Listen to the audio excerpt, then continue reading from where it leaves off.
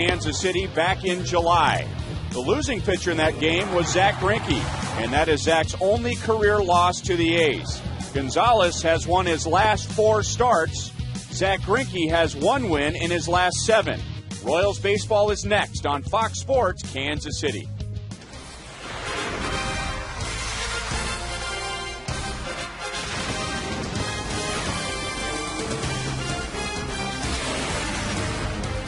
The Royals are down to their last 2 homestands of 2010, and tonight they'll continue a 3-game series with the Oakland A's after a sloppy 3-1 loss yesterday afternoon. Hi, everyone. Welcome back to the ballpark. I'm Ryan Lefevre with Royals Hall of Famer Paul Splittorff. And the Royals lost Game 1 yesterday to Bobby Kramer, who is making his Major League debut. And the 30-year-old is by far the oldest pitcher in a very talented A's starting rotation. He is a fill-in guy at 30. Normally they'll run out a couple 22-year-olds at 23, at 24. And, Dallas Braden's the old man. He's at 27. That's what they normally have, 1 through 5. We'll see 2 of their better guys here tonight and then tomorrow. Gonzalez, the young lefty, goes tonight. Cahill tomorrow. Maybe the best sinking fastball in the American League out there tomorrow. So tough assignment today and tomorrow for the Royals. And the last time the Royals faced Gio Gonzalez, he gave up just 1 run in 7 innings. So he's really got outstanding stuff. The kid was maybe a little bit overmatched last year, but combination fastball, curveball. The curveball gave the Royals a lot of problems here yesterday. Also a little fade on the change. Rookie year ago where he faded late in the year. Doesn't look like it's going to fade here this year. Going up against Zach Greinke, and he lost to Gio Gonzalez in that start back in July. Zach gave up 5 runs in 6 innings, but because of a bad night on defense for the Royals, only 2 of those 5 runs were earned. Brian Payne is behind the plate for Zach Greinke, and Zach has really helped Brian with his throwing, at least when he's on the mound. Last time out, Brian threw out 2 Minnesota Twins with Zach going up against Minnesota. We'll talk more about Brian when we come back.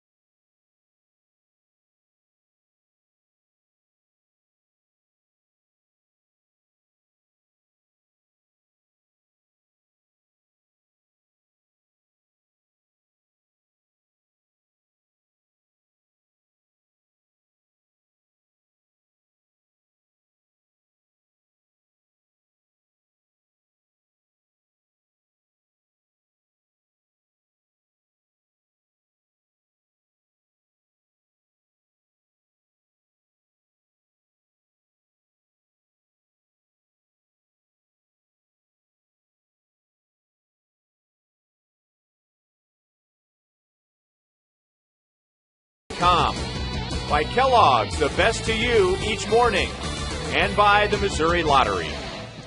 Well, Spud, we just got done talking about what Brian Pena has done behind the plate lately.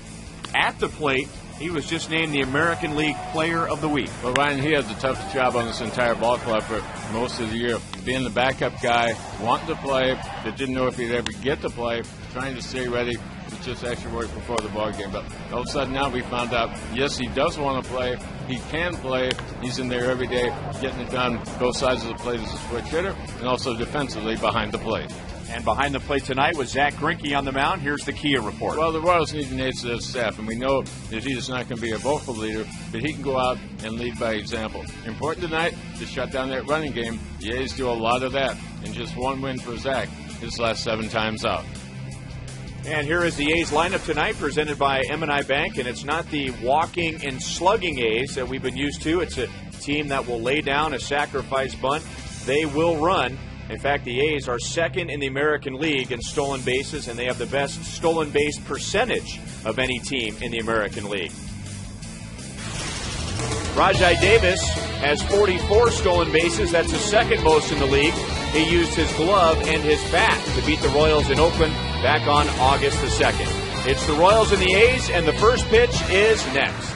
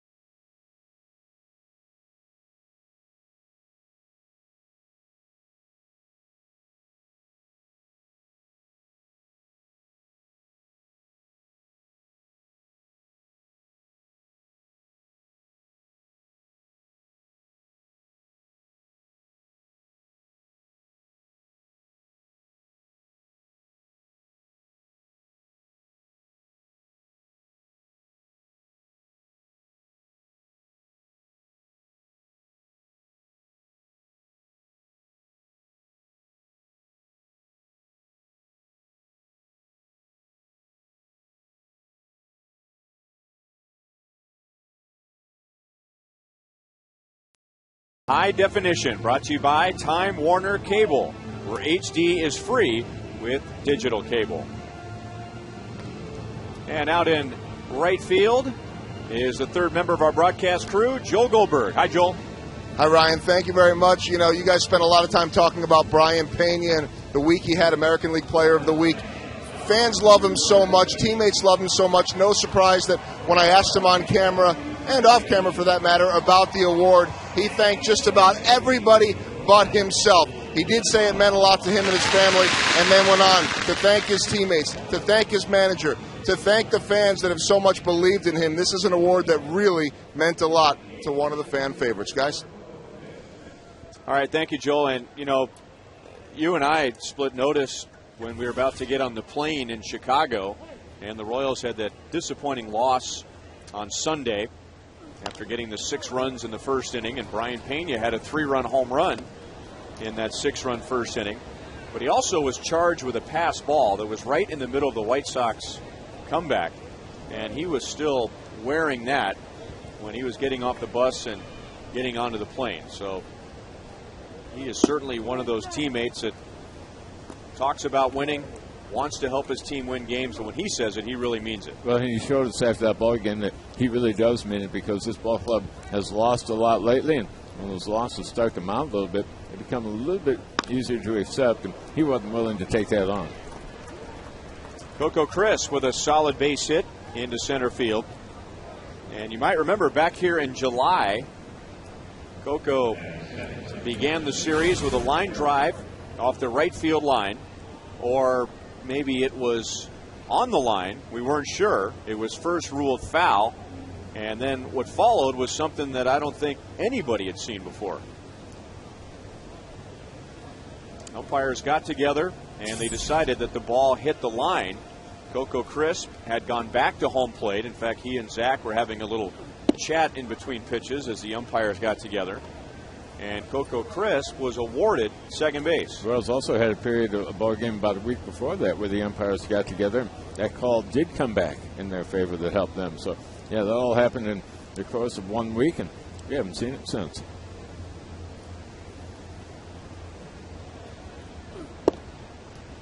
One ball, one strike on Derek Barton with Coco Crisp at first base. So good speed at first and a hitter with a very good eye at the plate. Derek Barton leads the league with 100 walks. 2 battles going on right now, right there with Crisp at first base and Zach on the mound. Crisp was a pretty good bet to run, had a couple steals here yesterday, but also got thrown out trying to steal third base, and that broke a consecutive stolen base threat for him. He had taken 23 in a row, thrown out here yesterday, but he has 5 straight games, or they do, 5 straight games of 2 or more stolen bases. So look for them to run here tonight. You mentioned Barton will take a lot of balls. Now, he's not your prototypical first baseman because he does not have a lot of power, but he'll take the pitch, give an opportunity for a base runner to go if he wants. This will be a good battle. Zach and Pena against all the A's here tonight. Outside, 2 balls and 1 strike on Barton.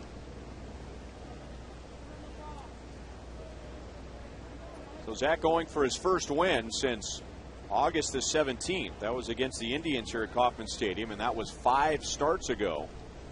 He has just 1 win in his last 7 starts. Crisp is not running, and Zach evens the count at 2 balls, 2 strikes.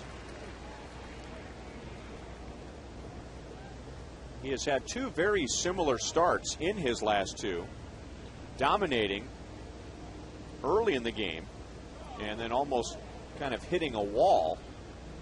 And when the game is over, the Royals are on the wrong end. Everybody's asking, what is the difference between Zach in 2010 from 2009? You say, well, okay, the stuff maybe hasn't been quite as good. Okay, the command hasn't been quite as good. That's a pretty good command right there. You definitely want that call. You want to establish the zone at the knees.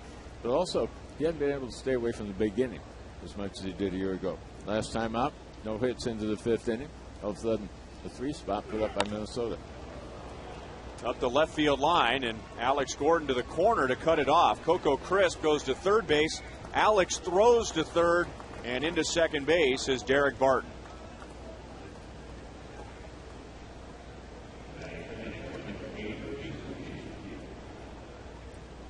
A lot of times you see a left-handed hitter with a man on base like to try to pull something in the hole. That's the open side of the infield, but there's a ball away, so you don't want to try to pull that.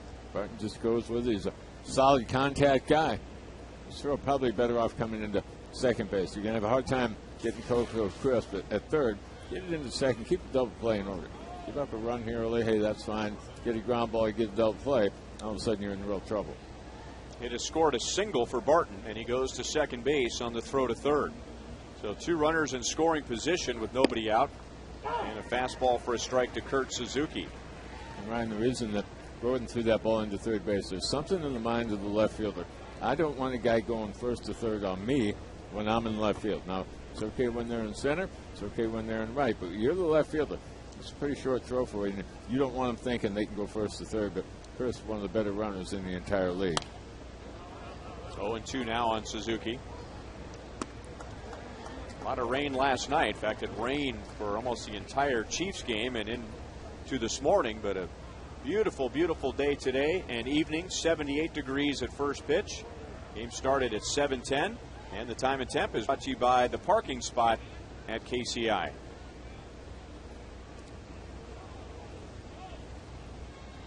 Kurt Suzuki is 0 for his last 12.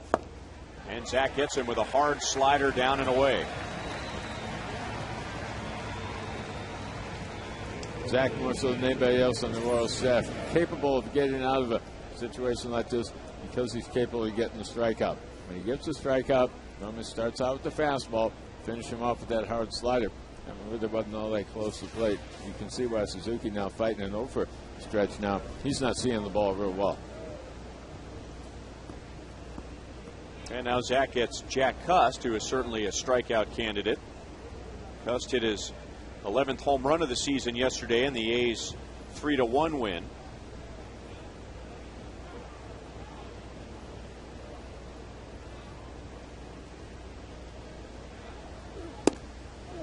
Missed the target badly. 1 ball, no strikes. Cust home run here yesterday, Ryan, went the opposite way. Normally he's a dead pull hitter, but to hit the ball in the air from center field on over to the right field foul pole. His home run here yesterday went out to left.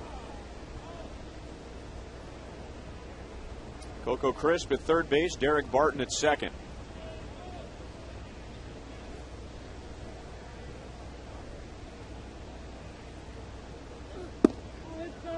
Two balls and no strikes. So Split told you about the start Wednesday at Minnesota, the good start, which ended up in a loss after he gave up the 3 runs in the 5th inning. That started with a 4-pitch walk to Jose Morales, who was batting about .230. The start before that against the Tigers, Zach didn't give up any hits until the 5th inning, but then he gave up 4 runs in the 7th.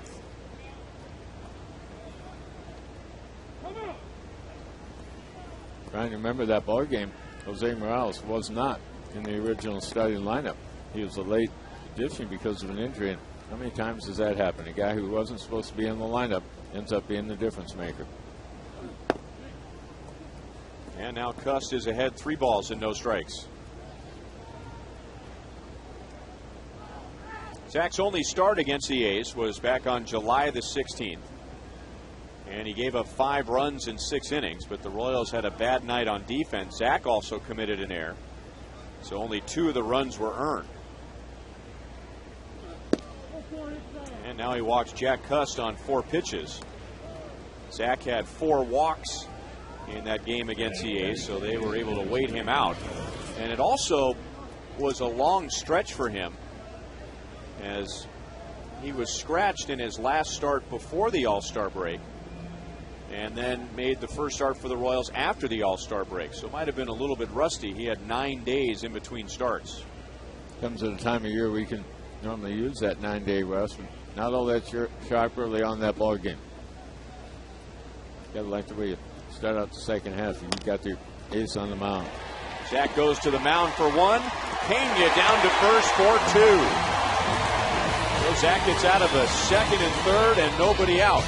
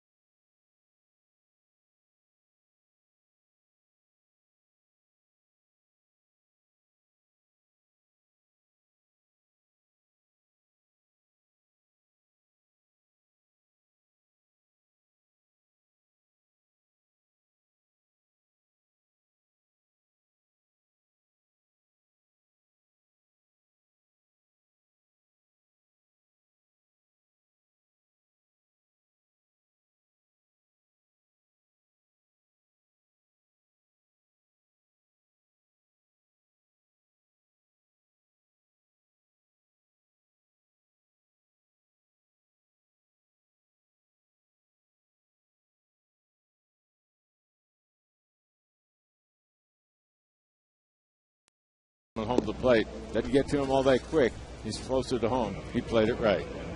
And now the Royals batting order presented by M&I Bank. And it's going to be a tough night for left-hand hitters against Gio Gonzalez. Lefty's hitting just 193 against him, but Gregor Blanco is in there in center field. Keila Kaihue is at first base. Alex Gordon is in left, and Mitch Meyer is in right. So 4 left-hand batters against Gonzalez. And here's a look at the Kia report. Well, Ryan's still 22 years old, but maturing very quickly from a year ago. Above average fastball and curveball. Only a couple losses since the All-Star break. So he has been solid here in the second half.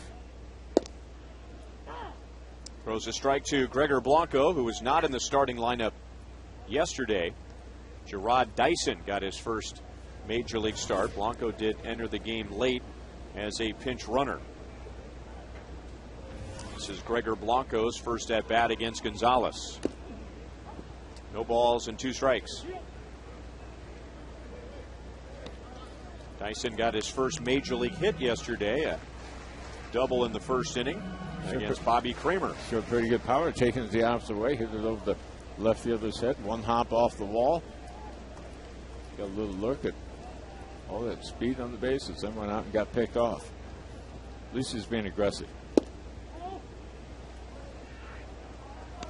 1-2 on Blanco. Gio Gonzalez is not a very big guy. He's listed at 5'11", but he has a big arm and a very good curveball. Blanco had a pretty good pass at it, but flies out to right fielder Jeremy Hermida.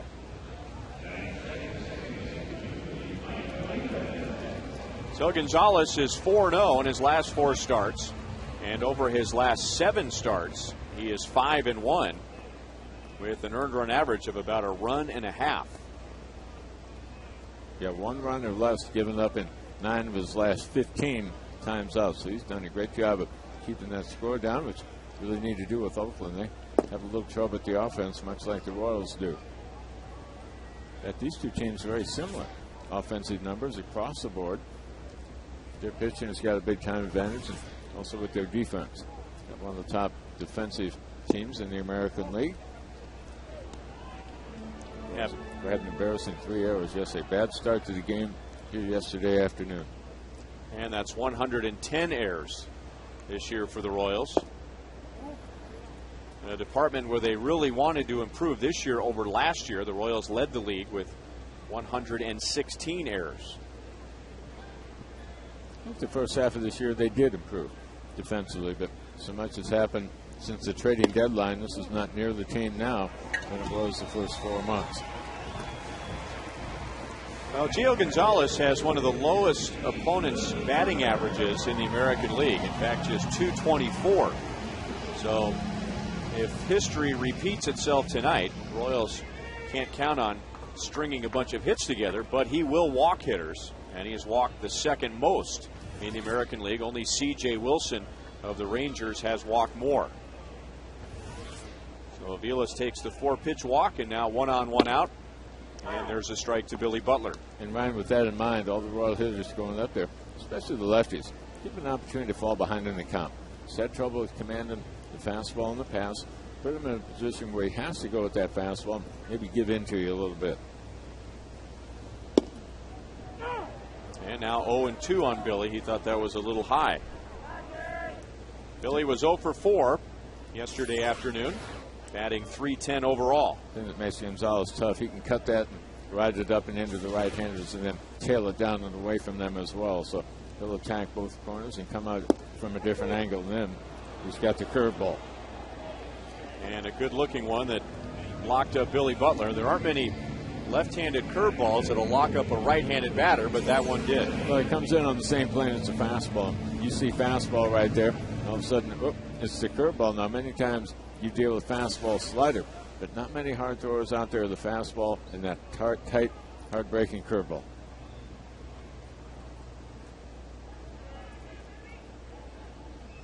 So Wilson Betemeet with Aviles at first and 2 down. Earlier this year, Torrey Hunter, and of course he plays for the Angels, so he sees a lot of the A's. 6 series a year against Oakland. He said Gio Gonzalez, and this is a player who's been around for a while now, Torrey Hunter said Gio Gonzalez has the best left-handed curveball in the game. And again, that's coming from a right-hand batter, and there's another right-hand batter swinging at a disappearing curveball, and it's 0-2 on Betemit. It might have a little something to do with the walks. They talk about so many guys have gone to the slider instead of the curve because it's tough to get the call from the home plate umpire on the curveball. He does not throw the slider. Instead, he goes that cut fastball that we've already seen here tonight. Okay, so that curveball can be a little tough to get over. The thing about his is quick enough. He can throw it for the middle of the plate. Don't even play with inside, outside. Just try to get in the middle of the plate. Keep it down a little bit. Let the good movement take over. Wilson Betemit had a 2-hit game yesterday, getting his average back up over 300. Aviles runs. The A's thought that was strike 3, so Suzuki, because of that, didn't bother to make a throw down to second. And Aviles has his 8th of the year. Short lead. Did a quick jump right there. 2 strikes on the hitter. Again, A's think they have that call right there, so instead of making the throw, Suzuki freezes it for the home plate umpire. Aviles almost slid across the bag at second. And he gets it through the left side. Betemit drives in Mike Aviles. And the Royals take a 1-0 lead. So both pitchers in the first inning have had a breaking ball that was not called a strike. The A's weren't able to turn their good fortune into a run. The Royals are. Didn't think stolen base here tonight. You figure, okay, the A's would be doing that. Not so much the Royals, but Aviles steals one. All of a sudden, a very nice ball thrown. Gonzalez comes back with another curveball. Betemit, who was fooled by that ball early in the at-bat, gets that one on the ground and into left field. RBI number 32 on the year for Betemit.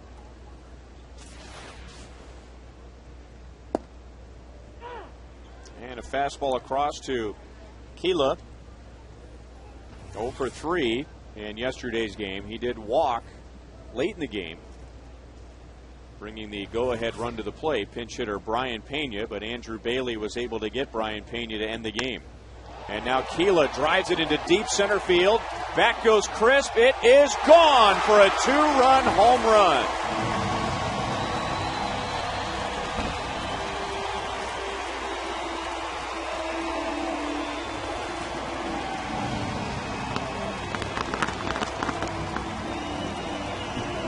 So how big is that non-call now? The Royals have turned it into a 3-run inning.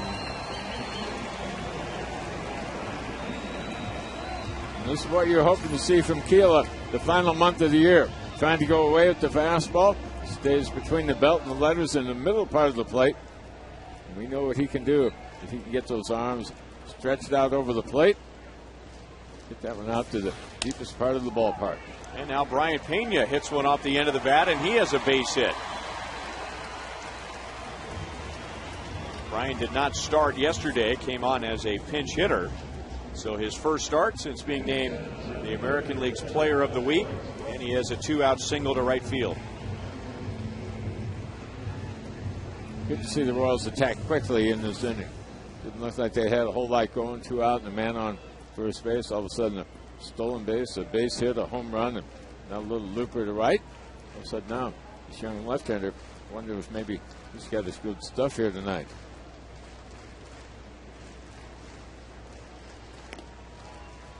And he'll throw to first to make sure Brian Pena doesn't steal second base. He's got a couple of them this year.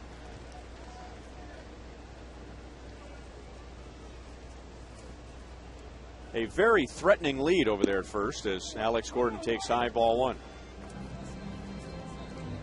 Kurt Suzuki recognizing that maybe his guy is starting to wobble a little bit. Hey, let's hang in there. Long way to go here tonight. Just pick up my glove. Don't try to do too much. Get out of the scam and go ahead and play a little catch-up tonight. Davis got it going with the walk and the stolen base.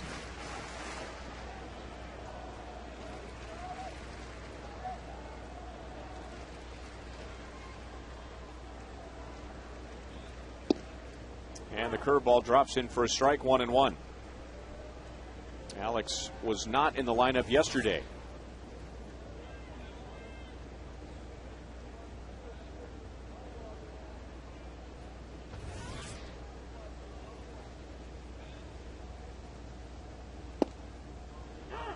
1 ball, 2 strikes. You know, Split, you watch these guys every day and you notice things.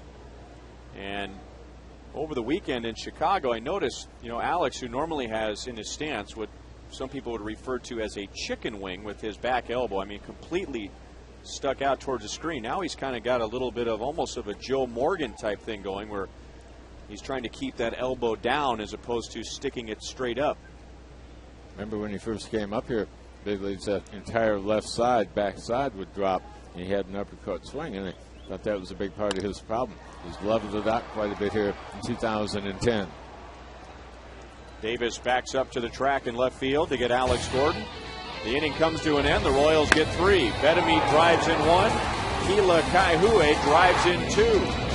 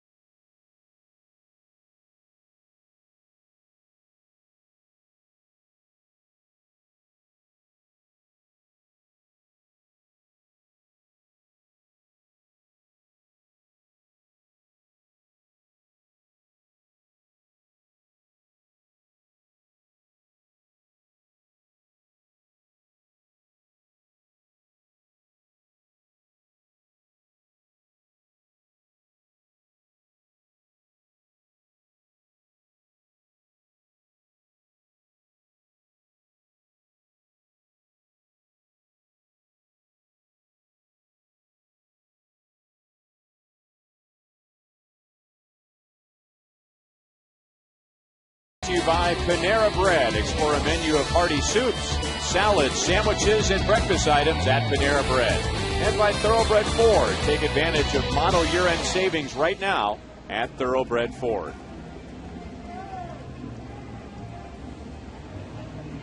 Now the Royals reward Zach Greinke for getting out of a mess in the top of the first inning. Keila Kaihue hits his 4th home run of the year.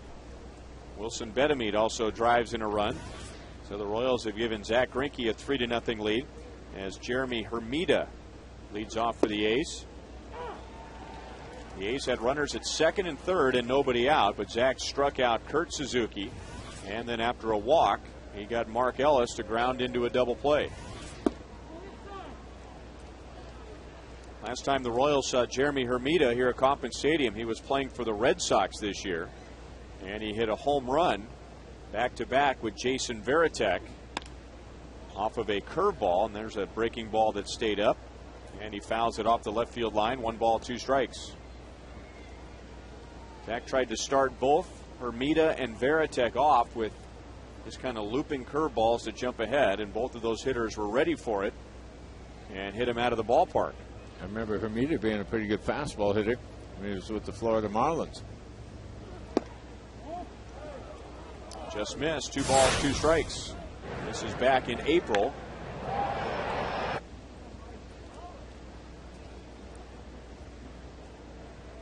Curveball in that zone, slower now, it's going to get hit pretty often. Doesn't seem to get all that much breakup hitter. Hitter gets a good look at it. He rode it out of here. So this time around, Zach gets Jeremy Hermida on a pitch down and in.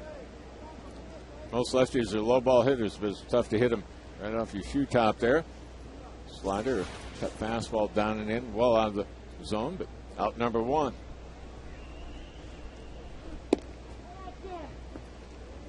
Ball 1-2. Akinori Iwamura, who joined the A's yesterday, and they put him right into the lineup. The former Tampa Bay Rays second baseman is playing 3rd for the A's. Kevin Kuzminok has been out with a stiff back. Iwamura, along with Jason Bartlett, the double play combination of the Rays in 2008 that went to the World Series.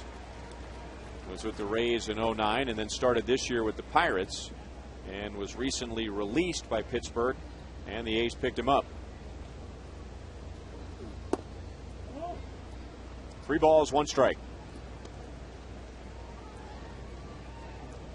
Zach already has about as much run support tonight as what he gets on an average ball game. Royals have not supported him well again here in 2010. 3.2 runs per ball game. His mindset right now, not only make it stand up, but make it stand up for the rest of the night.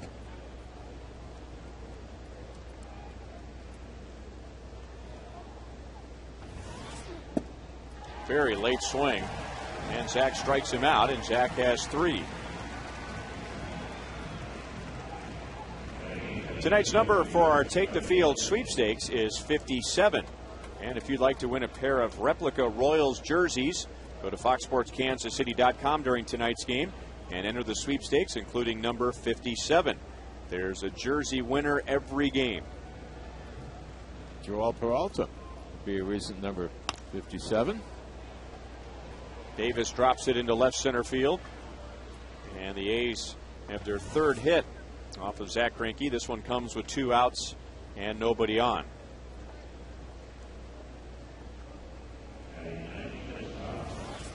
And now you have to worry about his speed. With 44 stolen bases, that is second only to the White Sox' Juan Pierre in the American League. Speed is at the top and at the bottom of this A's lineup. Number 1, number 8, and number 9.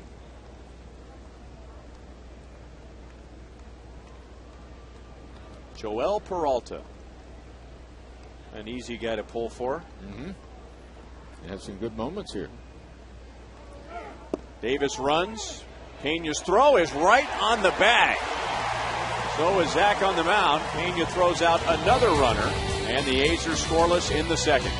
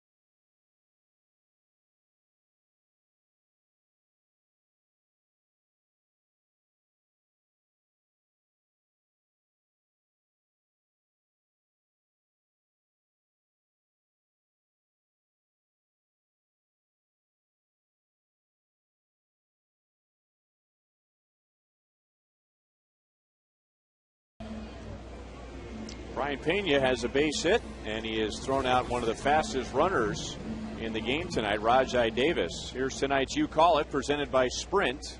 And who's your pick for the Cy Young so far? And some familiar names from last year. Of course, Zach Greinke won it, but CC Sabathia was a candidate. Felix Hernandez was a candidate. Justin Verlander was a candidate. David Price has moved his name into the mix this year, going 17-6 for the now first place Tampa Bay Rays.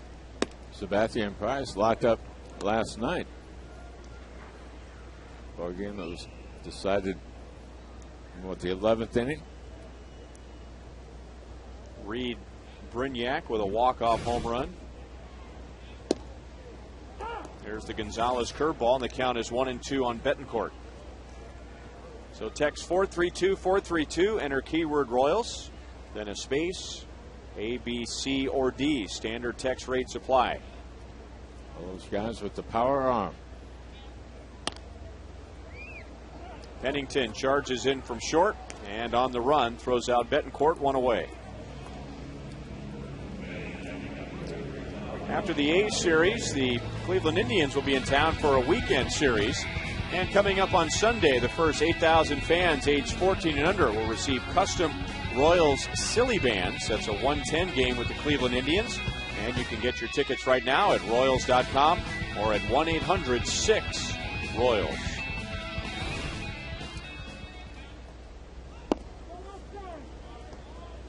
Ball one to Mitch Meyer, and when the Royals were in Oakland in early August, Mitch went 4 for 8 in that series, and he's batting .410 in his career against the A's.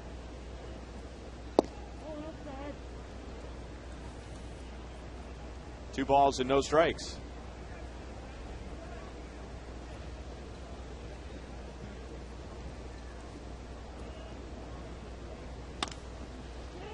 Pulled to Barton, who has a big hop, almost hit him on the shoulder, but he's able to stay with it. And Mitch is out, number 2. Talk about staying with it.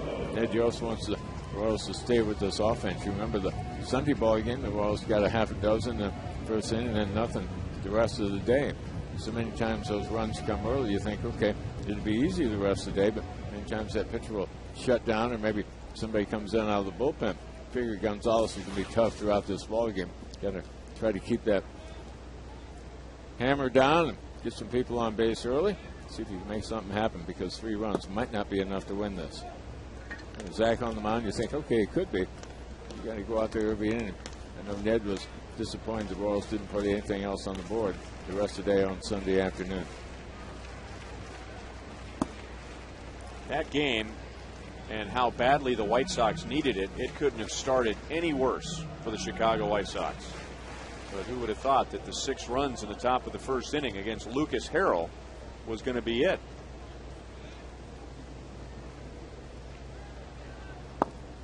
Three balls and no strikes to Blanco, who flied out to right field his first time up.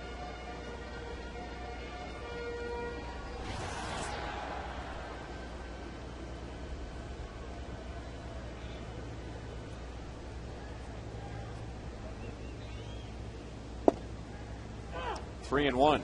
With 1 out in the first inning, Mike Aviles walked. And with 2 down, scored on Wilson Betemeet's base hit. And then Betemeet coming home on Keila Kaihue's home run. And it's a walk to Blanco. Gonzalez walks his second. Pretty even. And the voting might be the same. 34% for David Price, the former first overall draft pick for Tampa Bay. Felix Hernandez certainly has the ability to be a Cy Young winner, but over the last 2 years, the Mariners have given him nothing in the form of run support, so he has not had an impressive win-loss record. He did more so last year, but it could have been even better if the Mariners had scored him some runs. Well, also playing in Seattle. There aren't many people who get to see him very often.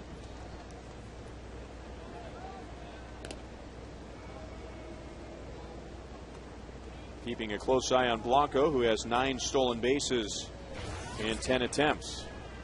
Mike Aviles took a 4-pitch walk in the first inning, and then he stole second.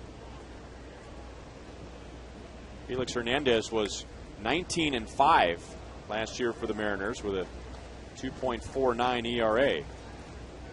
But it was the other numbers that Zach Greinke had that he didn't that swayed the voters. There is nobody on the right side with Blanco running, and Mike Aviles basically just rolls it to the right side with a broken bat and ends up with a base hit. I think this ball is way out of the zone. Down and away, and Aviles tends to bail out anyhow. Yeah, they're trying to go down and away, but the ball's got to be 7 or 8 inches outside. Did break his bat. second baseman Ellis give up his position on the field way too early. Blanco running. See how far he had moved towards that bag. Opened up that hole even more. Well, got to go in here with 2 outs in the inning. Royals had their 4th hit of the night.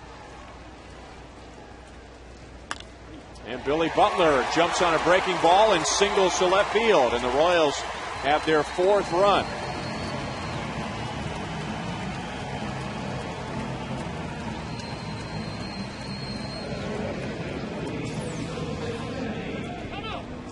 Billy standing with that ball. Normally likes to work the middle of the field, but out in front right there. Even though that ball's on the ground, it's hit sharply enough, it'll find a hole a lot. So all of a sudden now, 3 straight runners have reached. One of them's come around to score another run. So the Royals have kept the offense going here tonight.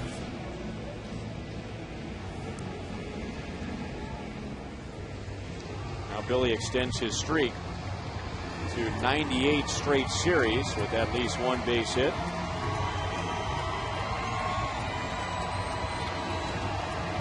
He had struck out looking at a curveball and struck out on just 3 pitches in the first inning, but he was ready for the breaking ball on the first pitch from Gonzalez this time around.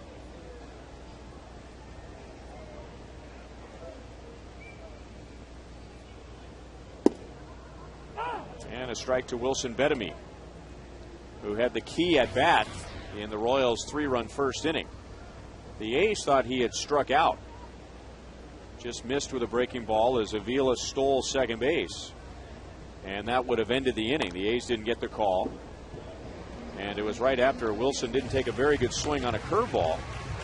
So Gonzalez on the next pitch went with another breaking ball, and Betemit got it through the left side. That got a run home, and then Keela hit the home run. That last breaking ball was a dandy, and even though Betemit fouled it off, there was no way that ball was going to be able to stay fair. Fouls off the fastball, still 0-2. Batting so far against Betemit in this at bat, breaking ball down and in, fastball away. Gonzalez really hadn't gotten to the straight changeup yet in today's game. And fastball, curveball so far.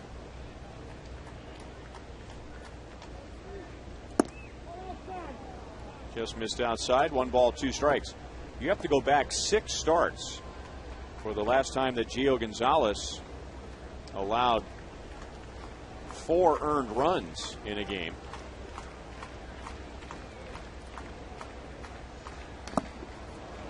And Betemit just got a piece of it. Still 1 ball, 2 strikes. In fact, now that I look at it, you have to go back 8 starts. The last time he allowed 4 earned runs. He gave up 4 runs 6 starts ago, but 2 of those runs were unearned. So he's not used to giving up these types of numbers lately. And the Royals have done it in the first 2 innings.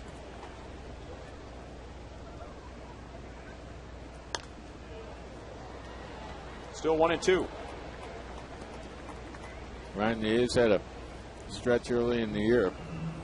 It went into August. They had 18 consecutive games where their starting pitcher went 6 innings or more, gave up 3 runs or less. Quality start. I know you don't like that term. I'm not real fond of it, but you think of it. 18 straight ball games. Your starter is out there for 6 or more innings, giving up 3 runs or less. You're in every one of those games. And Betemit will drive in another run, and it's Avila's both times. And the Royals have a 5-0 lead in the second inning.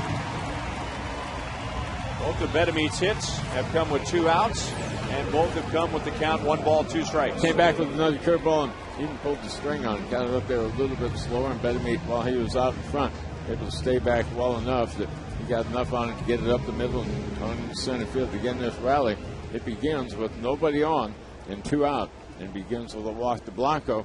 And all of a sudden now the Royals have a walk, 3 consecutive hits. And now Gonzalez gets another shot at Keila Kaihue, who hit a 2-run home run to straightaway center field in the first inning. Fastball misses away, ball 1.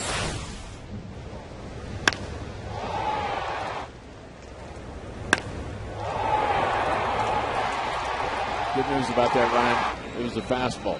It was up in the zone. That's something Keel's going to have to show, that he can hit that good fastball. He'll want it out over the plate because he does tend to get tied up a little bit. The fact that he can turn on it and drive it, hit it with power. It's got to be the good fastball. It can't be a mistake breaking ball all the time. And now the A's are shifted over to the right, expecting Keela to pull the ball.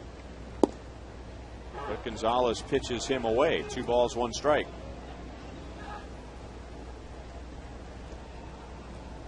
That was Keela's first at bat against Gio Gonzalez. Hadn't faced him before tonight, at least not at this level.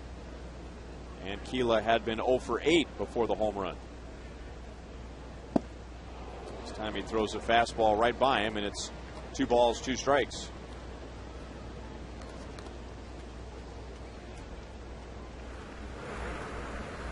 Boof Bonser, the former Minnesota Twin, is already warming up for the A's in the 2nd inning.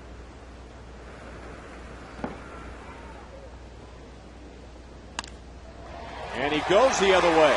And there was only one fielder over there. Davis's throw to the plate is up the line. Gonzalez was not backing up the catcher.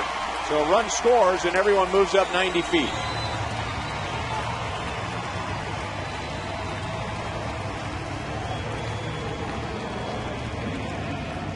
Ryan, to me, this at bat right here, almost as impressive as a home run. Watch how he stays with this curveball. Forget about trying to pull it. Just stay back, stay on top of it, hit it the opposite way.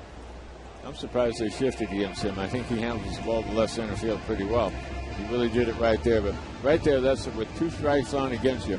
He really handled that well. Cut down on the swing to try to make sure you make some contact. There's a lot of open space out there on the left side of the field. The Royals have added 3 more here in the 2nd.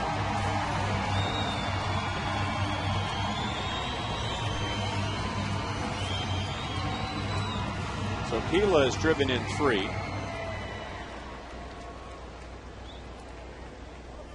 And now Brian Pena, who has 2 runners in scoring position, and he's singled to right his first time up.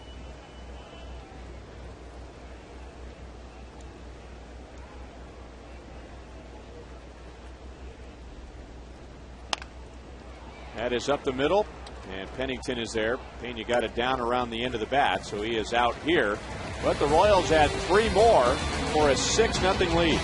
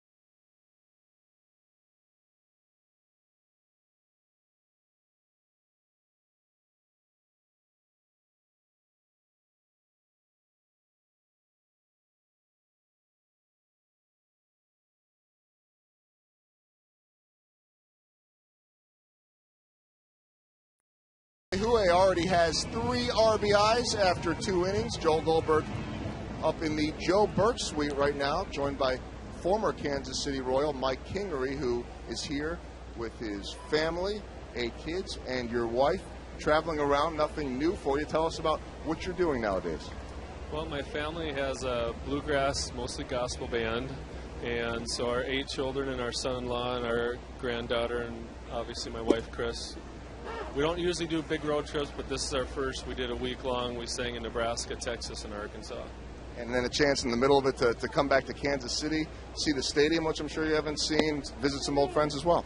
Yes, very much. I loved playing here. I wasn't here very long. I was in the organization a lot, but got traded to Seattle about 3 months after I got called up, and they've done a really nice job. It always was a nice stadium, and it looks even nicer now.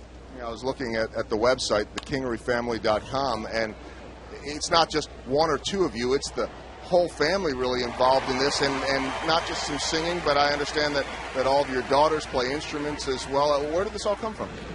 Well, my mother, very musical, and Chris's grandmother, very musical, and we were both in choir in school, but we just started doing it. My mother was the piano teacher for all 8 of the children, and all of a sudden it morphed into the bass, upright bass, and the banjo, and the guitar, and the fiddles, and everything. So it's been fun.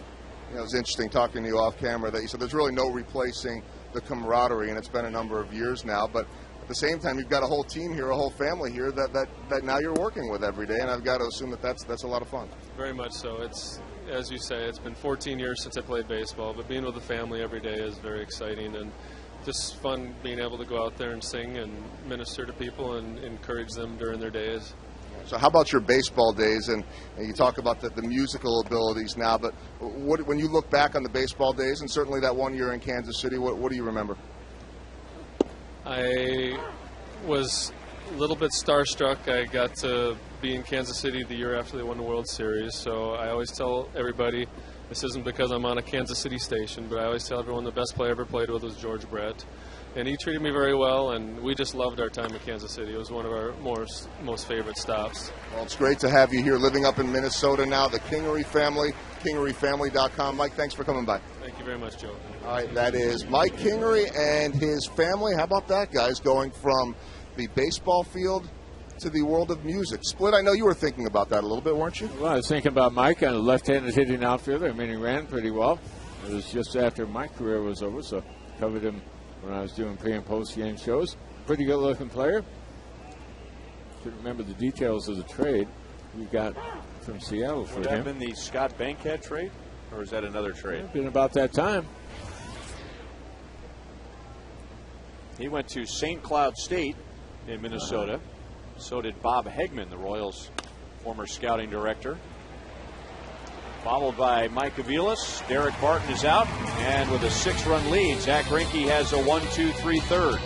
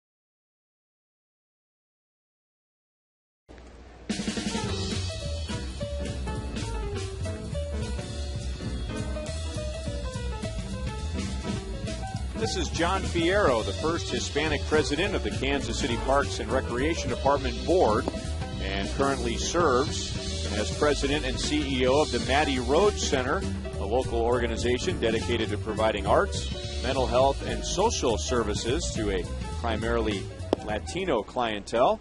Joining us tonight for Viva Los Royals and sitting in the Buck O'Neill legacy seat. Royals with 3 in the first and 3 more in the second. All of the runs coming with 2 outs tonight. Keila Kaihue has driven in 3. Wilson Bedemeet, 2 RBIs. And Billy Butler has driven in a run. 3 balls and 1 strike on Alex, out on a fly ball to left in the first inning. He'll be followed by Yuniesky Betancourt and Mitch Meyer. And a leadoff walk. So that's 80 walks this year, given up by Gio Gonzalez. Now, Boof Bonser was warming up last inning, and Bob Guerin is going to point to the bullpen. So Gonzalez, who had won his last 4 starts and 5 of his last 6, is going to hit the showers without getting a single out in the 3rd inning. So it's Boof Bonser in the Chevy call to the bullpen.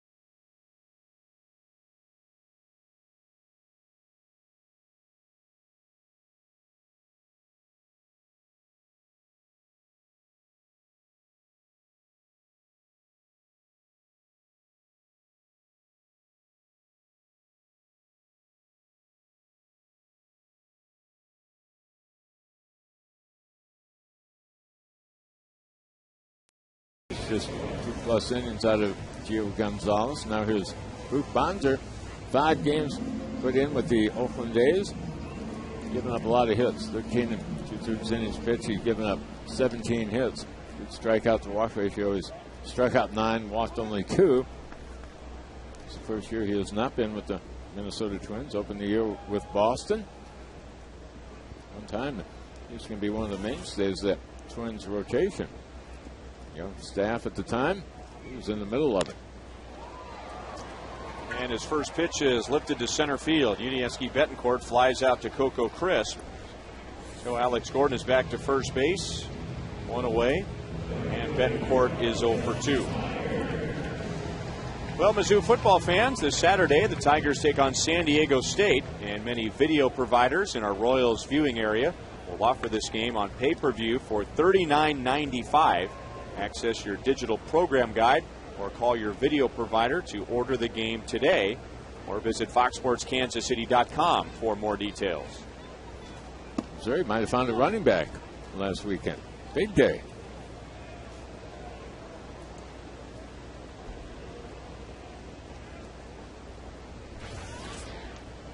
Mitch Meyer grounded out to first in the 2nd inning.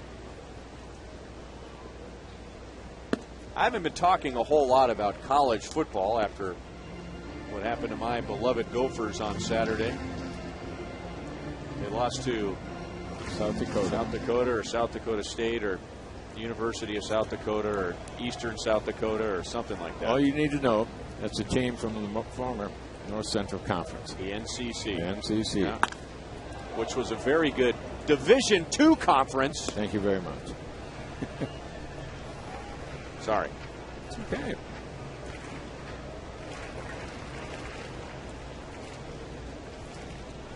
Lefties really did a nice job of getting him up on base against Gonzalez. And Aquila had the only 2 hits, but Blanco on 1 out of 2 times with a walk. Gordon on 1 out of 2 times.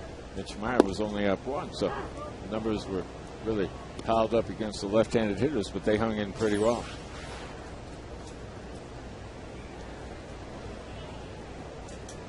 Mike Muszlinski and the Fox Tracks grid are not seeing eye to eye.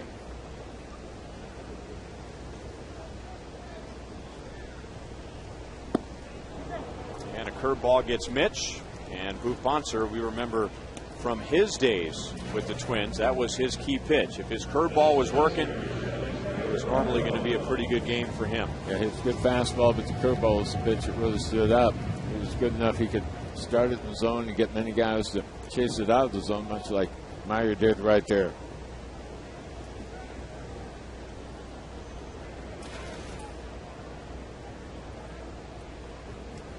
And now Gregor Blanco with 2 down. And Gregor got the 3-run second inning going. 2 outs and nobody on, a walk. Then Mike Avila singled, Billy Butler singled, Wilson Betemit singled, and Keila Kaihue singled. And the Royals put together their second straight 3-run inning. 1 ball, 1 strike.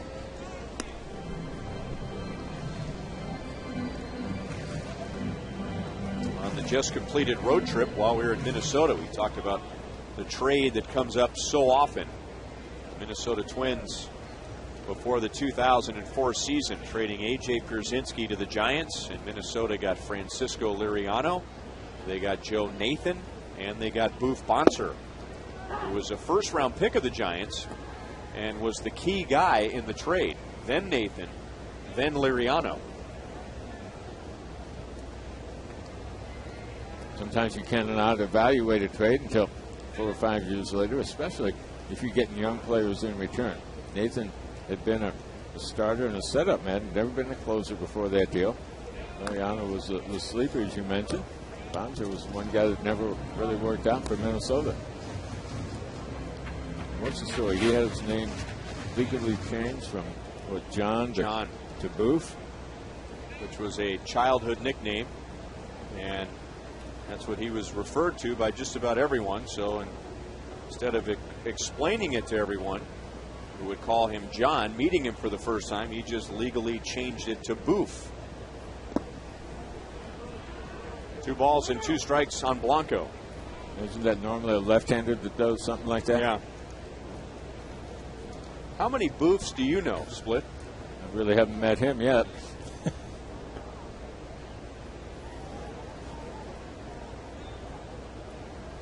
Before the season began last year, he had surgery on his right shoulder. So last year was a wash, and then as Split said, signed with the Red Sox during the offseason, but he was on the disabled list with them to begin the year, and problems with a groin injury. Now problems getting that curveball over. He's not happy with himself. It's a pitch he wanted to make it happen with. He didn't want to run it to 3-2. And he does. So Alex is running on the next pitch.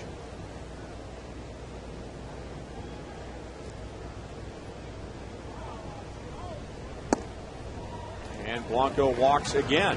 So the A's have walked 4 Royals tonight. 2 in this inning. And there are 2 on for Mike Aviles.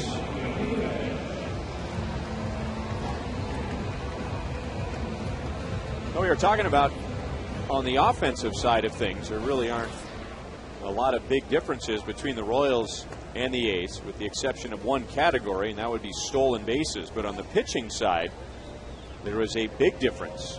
The A's are at the top of the American League in ERA, and the Royals are at the bottom. And you don't get that high in the ERA rankings if you're not throwing strikes. And the A's are among the top 5 and fewest walks allowed as a pitching staff, but 4 allowed in 2 2/3 innings tonight. Mike Aviles walked on 4 pitches back in the first. He singled in the second, and he scored both times. 1 ball, 1 strike here. And Ryan, when you have one of those ball games against a team that just doesn't give it up, whether it be a errors or walk or something like that. This is the one you have to win right here. If you're going against a top fielding team and all of a sudden they booted it a couple times and you got a couple unearned runs, you say, wow, you just got a break that we won't get tomorrow or the day after that. You better find a way to nail this one down right here.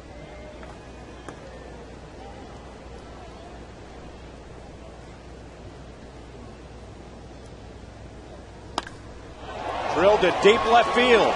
The Royals have another 3-run inning.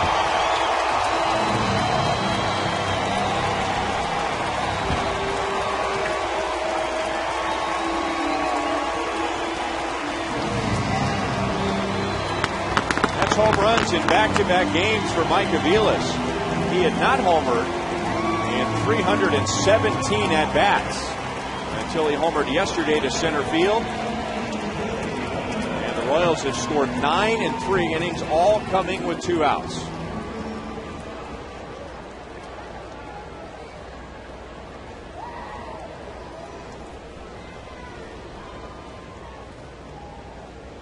And now Billy Butler, who has driven in a run. He's 1 for 2. And a nasty hop on Iwamura at third base. And Billy is saved. That should be a base hit. That ball just ate up Iwamura. And the inning continues. Well, they're trying to go down and away from Aviles, but that ball stays in the middle of the plate and actually tails in towards the inner half. Mike Quick getting that bad hit out in front. You know, from the moment he touched that one off, it was going to end up out there in the bullpen or beyond. An offensive night for the Royals here tonight.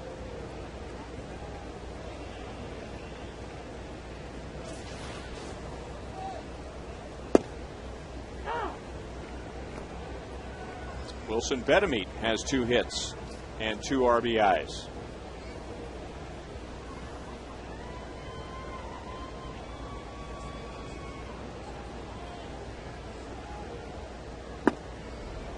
No balls and 2 strikes, but the way things are going for Wilson Betemit tonight, that's good news. He was behind 0-2, then 1-2 in the first inning. Singled in a run against Gio Gonzalez. And then against Gonzalez in the second inning was behind 1 ball, 2 strikes. And he singled in another run. Launched to deep right field. Into the corner. It is a fair ball off the screen. So he does it again with 2 strikes. And before the third inning is over, the Royals lead 11-0.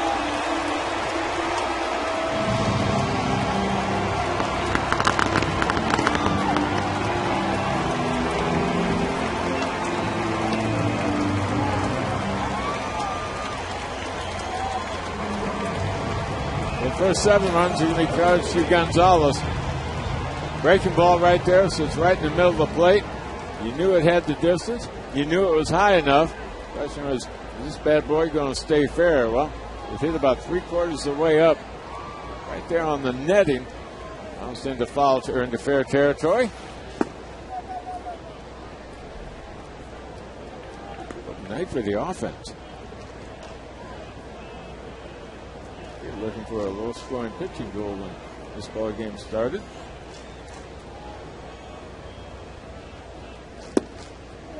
Two balls and no strikes on Keela, who has a 2-run home run and an RBI base hit. So Wilson Betemit now has driven in 4, and Keela at the plate has driven in 3. 3 balls and no strikes.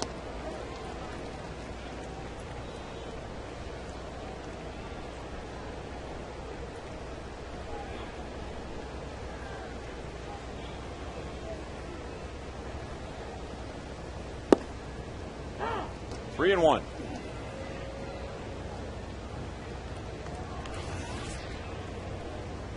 Keela's home run was his first of the year against anyone but the Tigers.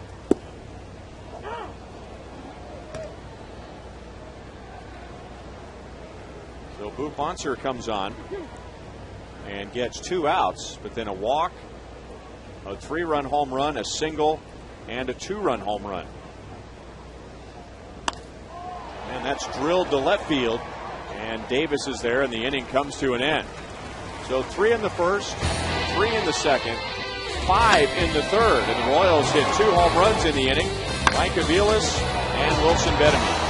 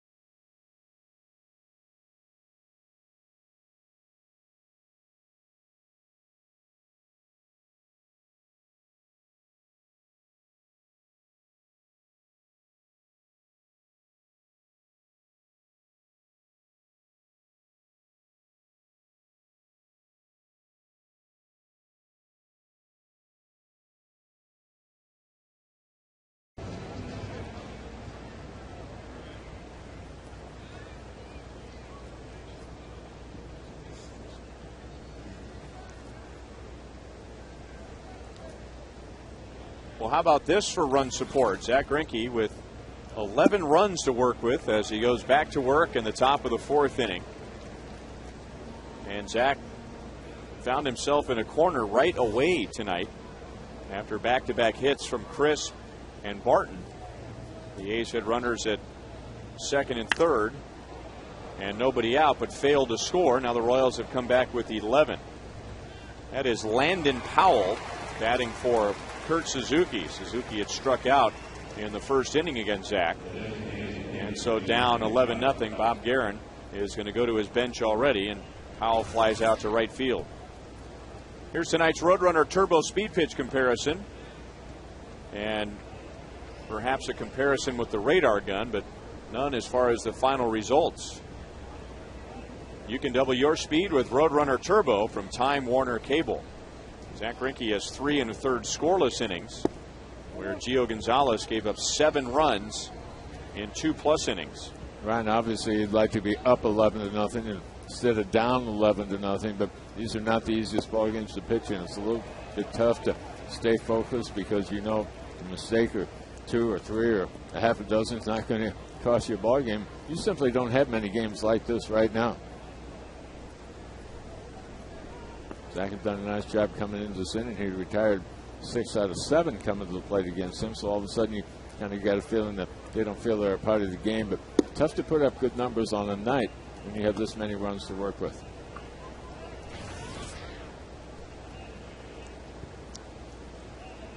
Jack Cust walked on 4 pitches. That loaded up the bases with 1 out in the 1st inning. But Zach got Mark Ellis to ground into an inning-ending double play. Alex Gordon to the line in left field and retires Jack Cust. So 2 down. Coming up on Friday, it's the Royals halfway to St. Paddy's Day celebration. It's the Royals and the Indians at 7:10.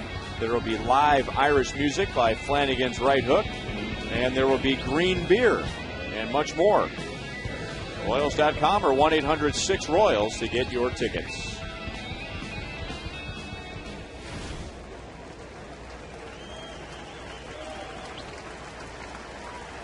This is Eric Sogard, who's going to bat for Mark Ellis, and he gets a nice round of applause as the stadium scoreboard Crown Vision announces that this is his major league debut.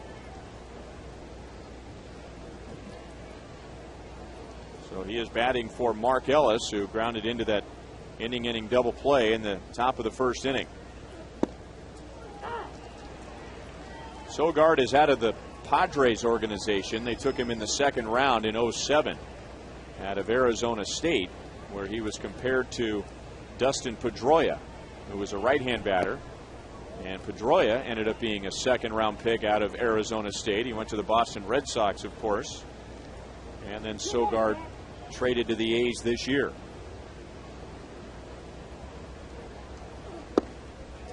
Two balls, two strikes. Most of the time you have a September call-up, the manager will say, well, they didn't come here to sit. They came here to play, and we're going to play them. Try to find a spot to get them into a game. He's still technically a part of the race in the Western Division, even though they're 8 games back. But this is an opportunity right here with a double-digit deficit. Go ahead and not only see him for one at bat, probably going to get 3 plate appearances before this one is over.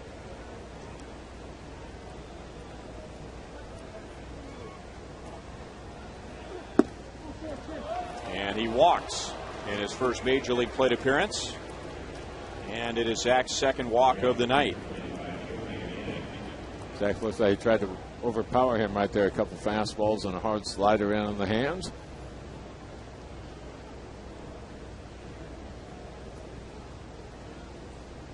Steve Busby always said, if you're facing a guy for the first time, have never seen him before, you want to make an impression on that guy, something he's not going to forget. It means maybe something up and in, maybe a killer slider. In Busby's case, he did that a lot. Maybe that fastball in the hands tried to blow up his bat one time, something that will stay with him for a while. This is one way or another, you want to make a solid impression on him where he doesn't really believe that he wants to hang in there with you. Did you subscribe to that theory? I didn't throw as well as he did. No, I just kind of wanted to get him out. Any kind of an out was a plus. Just move the game along and hope none of the guys in the infield or me gets hurt. As you know, Buzz is he's a little more aggressive than I am. You're like Frank. Frank, I just wanted to, whatever. 8 gold gloves, retired number, split. I just didn't want anyone to get hurt. And so let me guess, you just stumbled into 166 wins. They just kind of fell out of the sky from time to time. Meanwhile, Buzz wanted to hit some guy in the neck or something. I don't know. Because God forbid you never wanted to do anything like that. No. I spent all afternoon one day trying to talk him out of hitting Robin Yount. He'd never faced him, and Robin was like 18 years old. I think it bothered Buzz that he came right to the big leagues. And I found out later he's a scratch golfer, and I think that really upset him. 11-0 Royals to the bottom of the fourth.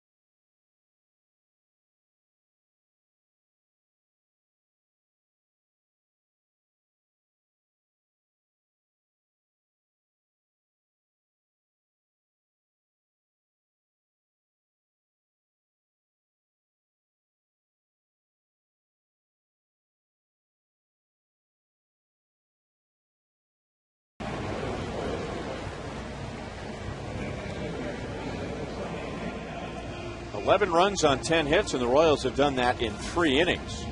Brian Pena has not driven in a run yet, at least. But as we take a look at tonight's league leaders, brought to you by your Kansas City area Toyota dealers, only 2 other American leaguers have driven in more runs this month than Brian, who has 10. Ben Zobrist and Ryan Kalish are ahead of Brian, who is 1 out of 2 with a single.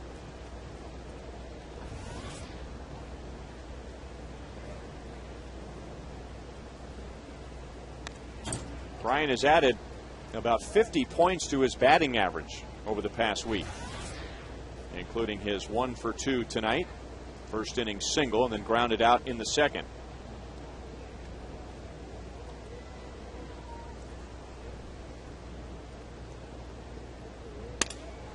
Broke his bat, and it's into shallow center field. Coco Crisp is there for the out, 1 away. So Brian is 1 for 3.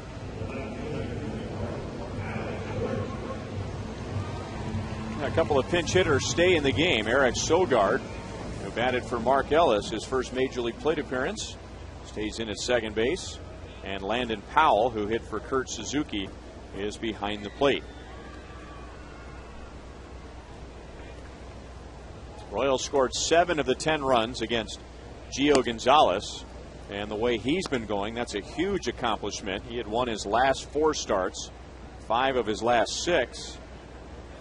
And then the Royals got 4 runs with 2 outs against Boof Bonser. All 11 runs have come with 2 outs tonight. Gonzalez coming into this game had a earned run average of 2.23 since the All-Star break. So the Royals, they got a good one there tonight. Bonser came on and gave up a 3-run home run to Mike Aviles and a 2-run home run to Wilson Betemit. Alex rolls to first. Barton goes to the bag. So Alex is 0 for 2 with a walk. Royals baseball is brought to you by Verizon. Own the airways. The signal is yours. Verizon. Rule the air. And by Chevrolet. Come see for yourself why 1,000 people a day are switching to Chevy. See your Kansas City area Chevy dealers.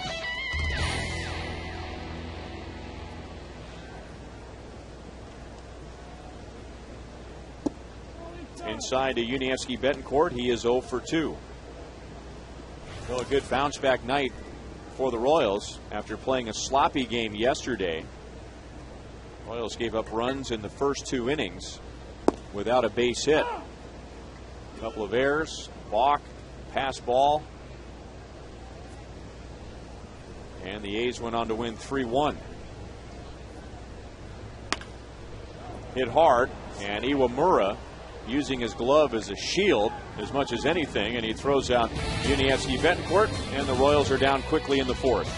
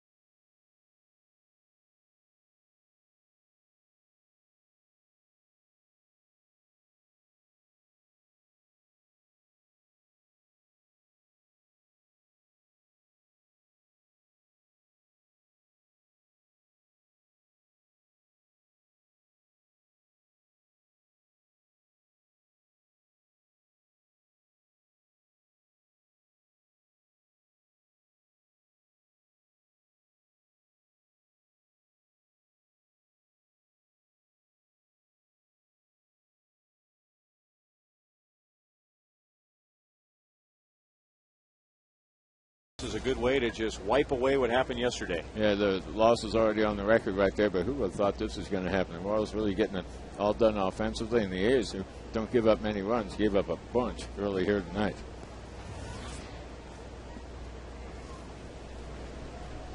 Every run the Royals have scored tonight has come with 2 outs. 3 in the first, 3 in the second, 5 in the third. The Royals have hit 3 home runs, and every home run has come with a man on base. Akinori Iwamura struck out against Zach in the second inning.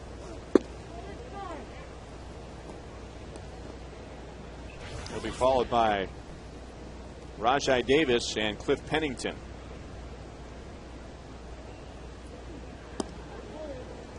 Two balls and 1 strike. When was the last time the Royals had 3 home runs in a game, you ask? Well, you got to go all the way back to July the 25th. And that was at Yankee Stadium. The Royals lost to the Yankees, but hit 3 home runs in the game.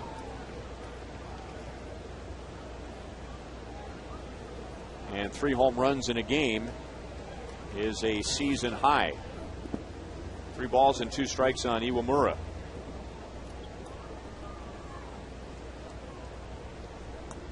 His home run was impressive. High fastball. Jumps on it. Stayed on top of it. 2-run shot came in the bottom of the first inning. It's the deepest part of the ballpark. And against Gonzalez, and he's only given up 13 all year. Chop to Aviles. Iwamura is out, number 1. Zach pitched a complete game in a loss last time out. It was his 3rd of the year. He had 6 last year, winning the Cy Young. And here's tonight's AT&T trivia question, which asks, who was the last Royals pitcher with more than 6 complete games in a season?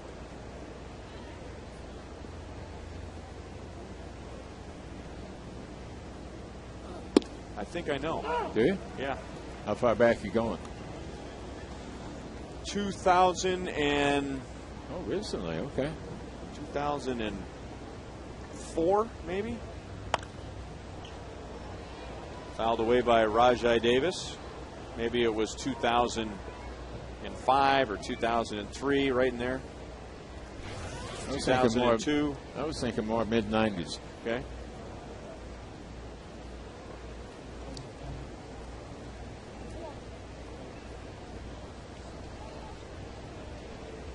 Davis singled to left in the second inning, and then going for his 45th stolen base of the year, Brian Pena threw him out, and now Zach Greinke strikes him out, and Zach has 4 tonight.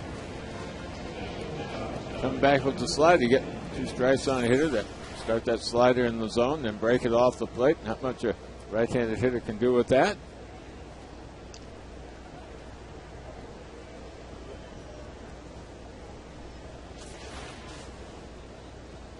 And now Cliff Pennington, who popped out to short his first time.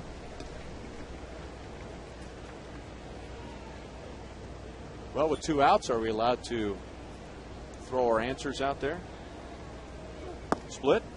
I'm going to go back to David Cohn and Kevin Napier, mid-90s, probably 95, somewhere in there.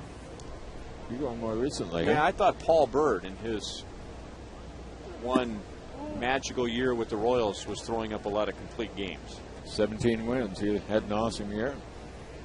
Ended up going back and signing with Atlanta. Line to right field. It stays up, and Myers, sliding on his knees, makes the catch to get Pennington. So the A's are down in order in the 5th.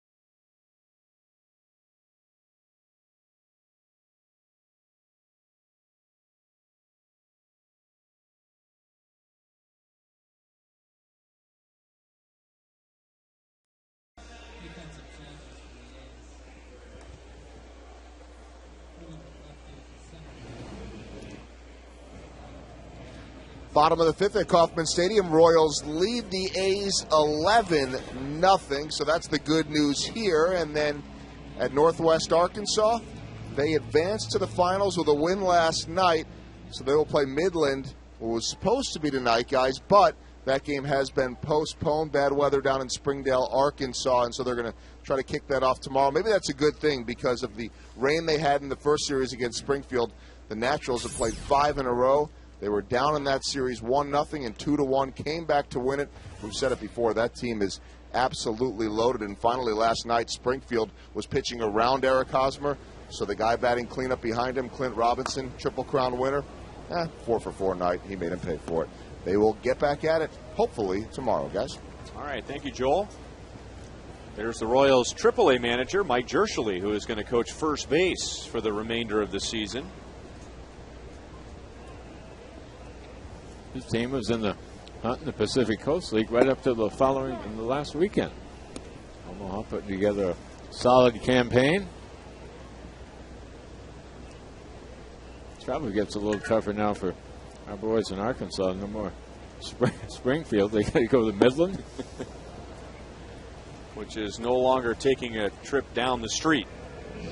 Mitch is 0 for 3, and Bonser strikes out his second. More changes for the A's. Gabe Gross moves into left field, and he replaces Coco Crisp in the batting order, who was playing in center, and Rajai Davis, who was in left, moves over to center field. Gregor Blanco is 0 for 1, but he has 2 walks, and both times he came around to score.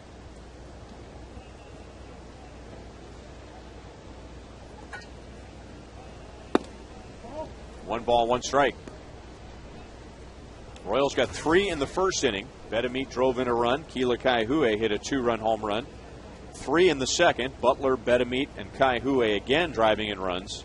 And the Royals with 5 in the third inning. One of the runs was charged at Gio Gonzalez, but all the runs scored with Boof Bonser on the mound. Mike Aviles hit a 3-run home run. Wilson Bedamit hit a 2-run home run. 3 balls and 1 strike to Blanco.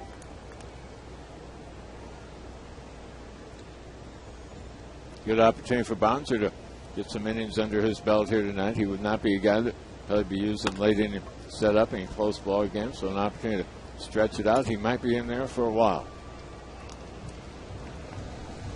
2 up, 2 down in the bottom of the fifth. Coming up on Saturday, it's the second girls' night out of the season, presented by Chevy. The game begins at 6:10, but the celebration, the party, begins at 3:30.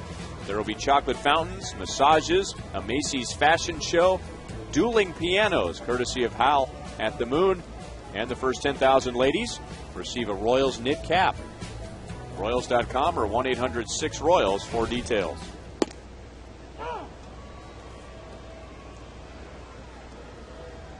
Mike Aviles has been on 3 times, and he has scored 3 times. Last time up, he hit a 3-run home run. And now he has his 3rd hit of the game and on base for a 4th time.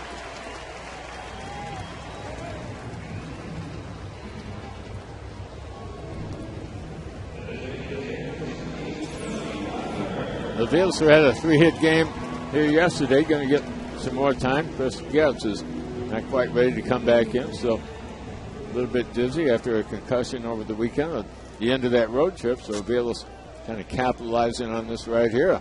Home run, a couple base hits, and 3 RBIs. Big night for him. He had a terrible throw here yesterday afternoon on a double play opportunity. Looked like it was going to be routine. He missed first base by about 10 feet. Come to the ballpark today, and no surprise, he's out there with Eddie Rodriguez, the infield coach, and they're trying to iron some things out. So the developmental process continues. And now Billy into the right field corner, and that is a foul ball. Wilson Bedamit's home run hit that foul pole back in the 3rd inning.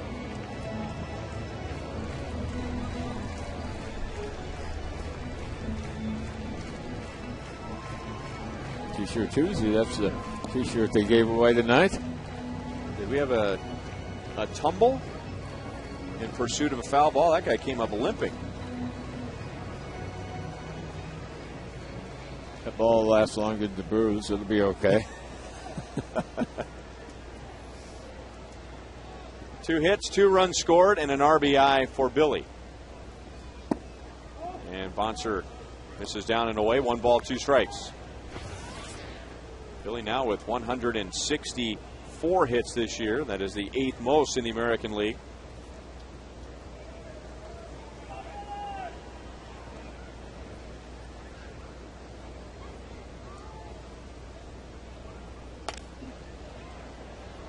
Still 1-2.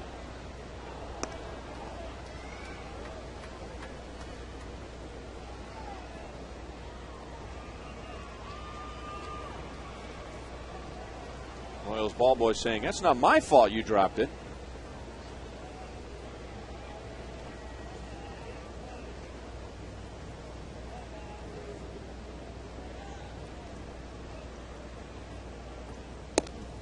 The ball boy is in the ballpark tonight. Ken Harvey got tied up behind that tarp there, and he's not going to go there.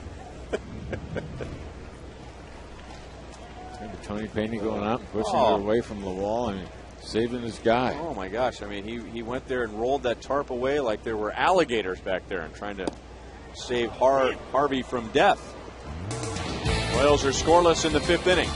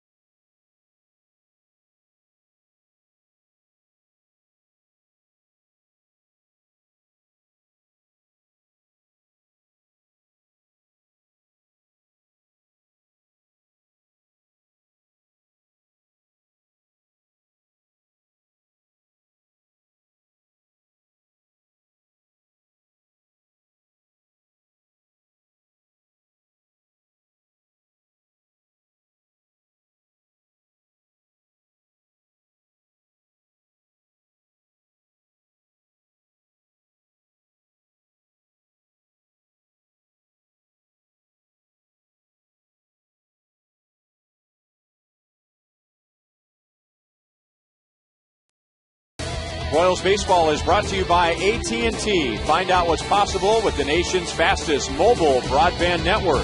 AT&T, rethink possible. And by Thoroughbred Ford. Get a great deal on an F-150 with model year-end savings right now at Thoroughbred Ford. Beautiful night in Kansas City, and a great night for the Royals so far with an 11-0 lead and Zach Greinke on the mound. All 11 runs coming with 2 outs.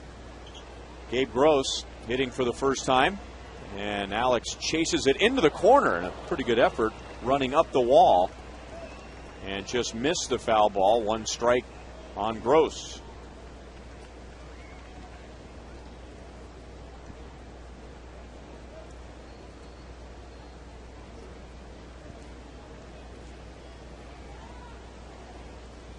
The A's had runners at 2nd and 3rd with nobody out, and then the bases loaded with 1 out in the 1st. But Zach got out of it, and the A's haven't threatened since. They've had just 1 hit since that 1st inning, and only 2 base runners since the 1st inning. Gross, a veteran left-handed hitter, primarily outfielder, designated hitter, was used mostly in a platoon setup this year with Oakland. He's gotten better than half the playing time. And a solid base hit into right center field. The Royals didn't have that part of the field covered. So Gross ends up at second base with a leadoff double.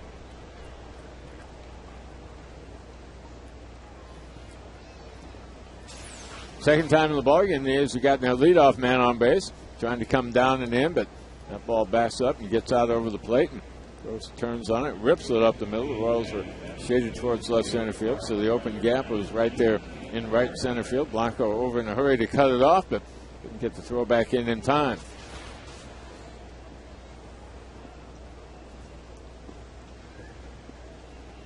And now another pinch hitter, another player coming off the bench for the A's. It's Jeff Larish hitting for first baseman Derek Barton. Royals have seen Larish before when he was playing for the Tigers.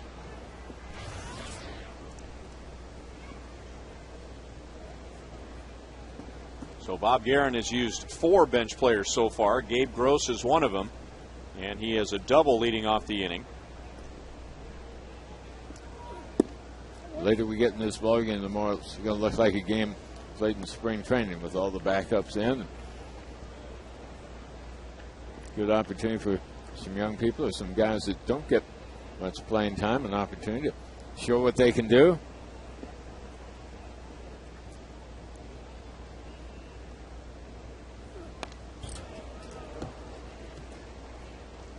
Two balls and 1 strike.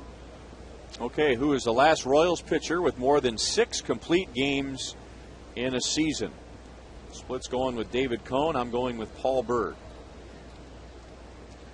Good going, Party. 2002. Thank you. Next year he was hurt with Atlanta. Ended up more surgery on his right shoulder. Talking to some scouts, they said that was kind of the book with him. A good year and then hurt. Good year and then hurt. And he so badly wanted to stay with the Royals. Oh, I remember that, yes. And we wanted him to stay. Mm-hmm.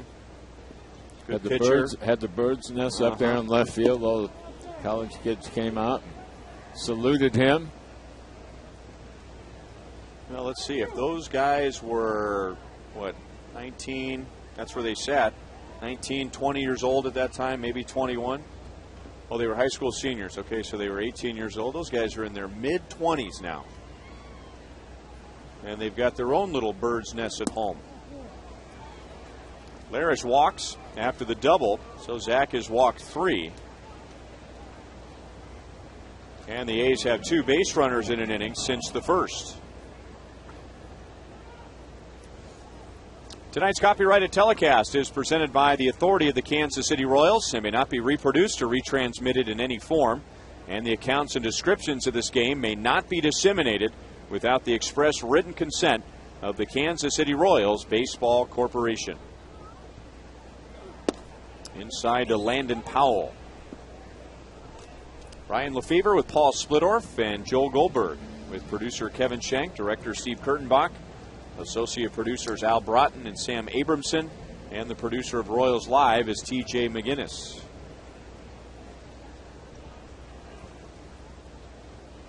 Just an absolutely gorgeous night in Kansas City.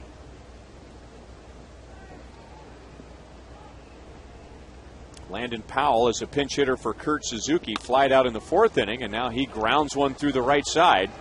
So Gabe Gross comes around third. Mitch Meyer's throw arrives late, and it's 11-1. The first 3 have reached against Zach in the 6th inning.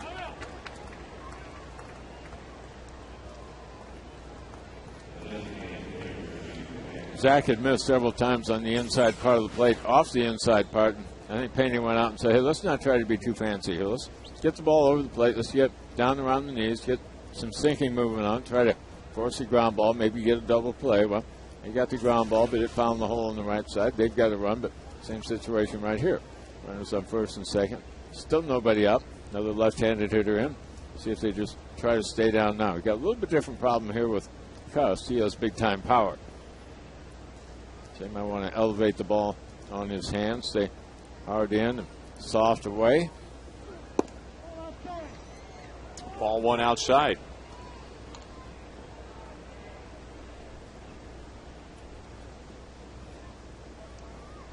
Well, we'll see what happens in this inning. But Zach will try and avoid a big inning. And in his prior 2 starts, he was just rolling along for 5 or 6 innings and then gave up a big inning. Had Cust out in front of a changeup and the count is 1-1. Most everywhere we go now, people ask us, what is the difference between Greinke here in 2010 and what we all saw a year ago? And to me, the stuff hasn't been quite as good, but not bad. Plenty good. To me, the command maybe not nearly as sharp as he was game in and game out a year ago, but not all that much difference. And had gotten hit up with the bigger inning a few more times here this year, but he set the bar so high a year ago.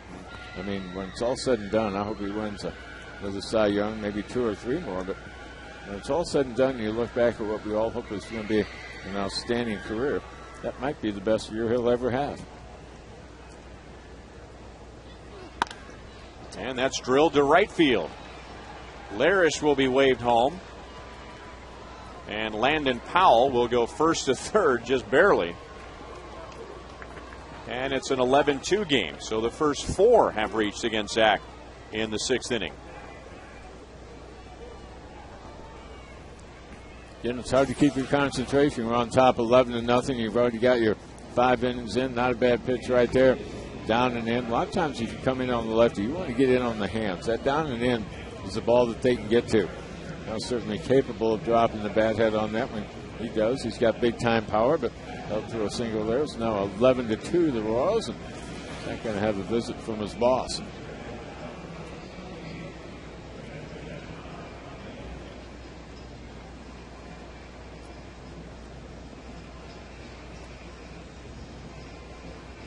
In the 2nd, 3rd, 4th, and 5th innings combined, 4 straight innings, the A's had just 2 base runners. And now they have 4 in a row here in the 6th. And here's Eric Sogard. His first plate appearance was a walk in the 4th inning, and that was his first major league plate appearance.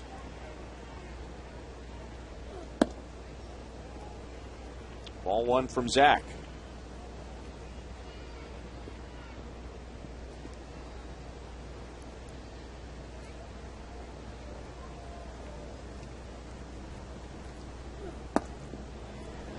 One and one. This is a pretty good setup to make your major league debut. You don't have any pressure on you at all as compared to maybe some guy who comes up in May or June. You're in a pennant race and ballpark is packed. Certainly a laid-back atmosphere here tonight. Don't know that you want to make your debut against a former Cy Young guy, but at least you get a base hit. Got a pretty good notch in your belt right there.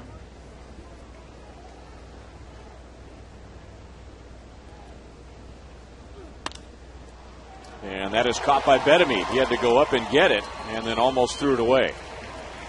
The throw he didn't need to make. And Zach finally gets the first out of the inning.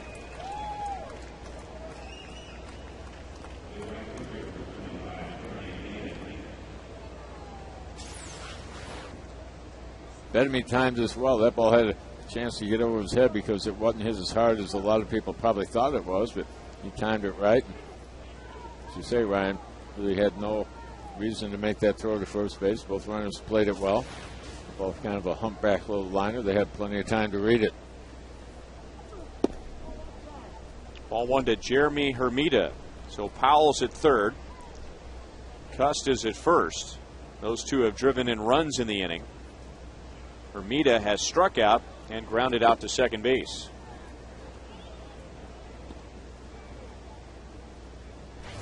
Hermida back in 2002 was the Florida Marlins first round draft pick. And then in 2005 he made his major league debut and became the first player in major league history to hit a pinch hit grand slam in his first major league at bat.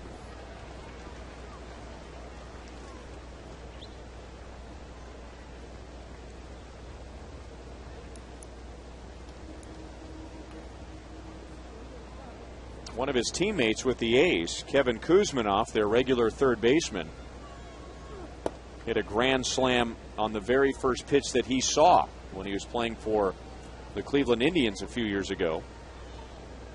So a rarity indeed. Hermida, the first ever to hit a grand slam as a pinch hitter in his first major league at bat. And Kevin Kuzminoff became the first player ever to hit a grand slam on the first pitch that he ever saw. And now Zach has walked his second in the inning, and that loads the bases for Iwamura. Zach Cruz in innings 2, 3, 4, and 5.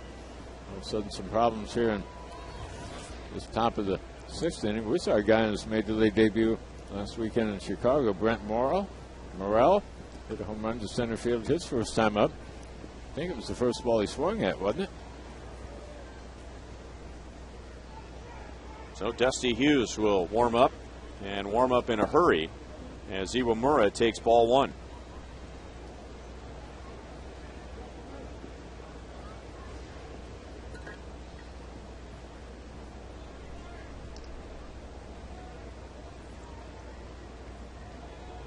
The A's had 5 total runners and no runs in the first 5 innings. And now they have 5 runners here in the 6th. 2 runs home, and now make it 3 runs home as Iwamura beats the return throw. So Powell comes down from third, and it's 11-3.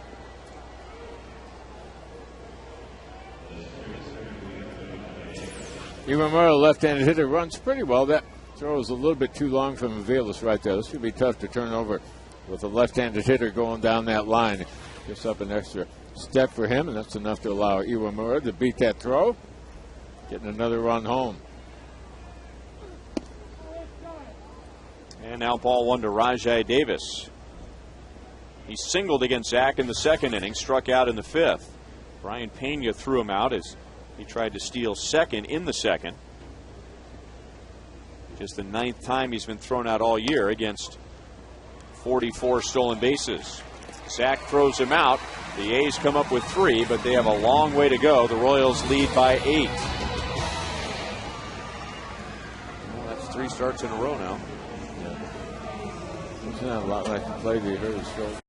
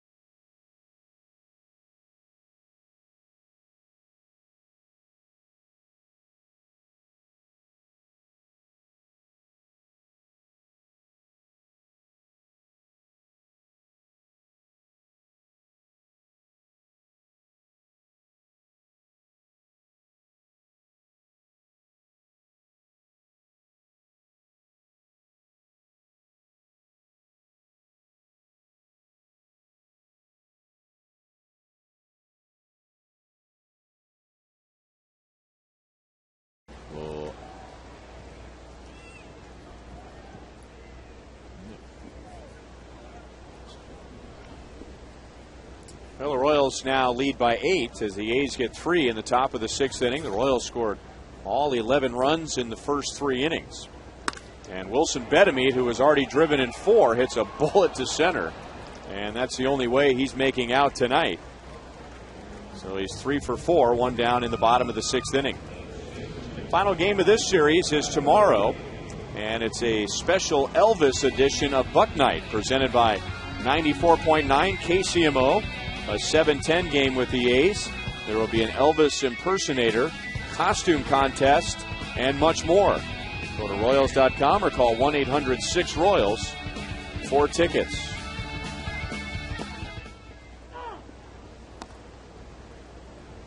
So from one hitter who has driven in 4 to another who has driven in 3.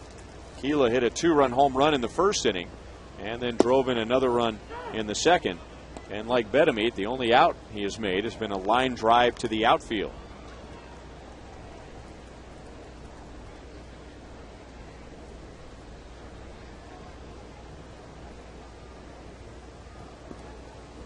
One ball, two strikes against Booth Bonser. He's continued to play the shift. Three infielders playing Keela as a dead pull hitter. I think given time, he'll change that thinking a little bit. This is the first team we've seen do this against Keela. And he does pull it deep right field. And Hermida runs it down on the warning track. So two lineouts to the outfield. Bedamit and Kaihue. And now Brian Pena to the plate. I know Kevin Seitzer doesn't like Kaihue to be a dead pull hitter. He wants him to be left center, right center. He has good natural power the opposite way.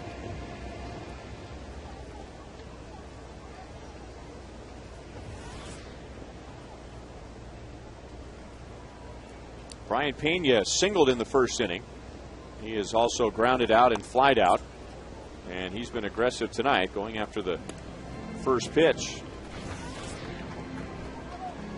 Booth Bonser gave up 4 of the 5 runs in the third inning, but now working on his third straight scoreless inning. He gave up the home runs to Aviles and Bedamit. And Brian pulls it to the hole on the right side, and he has another 2-hit game.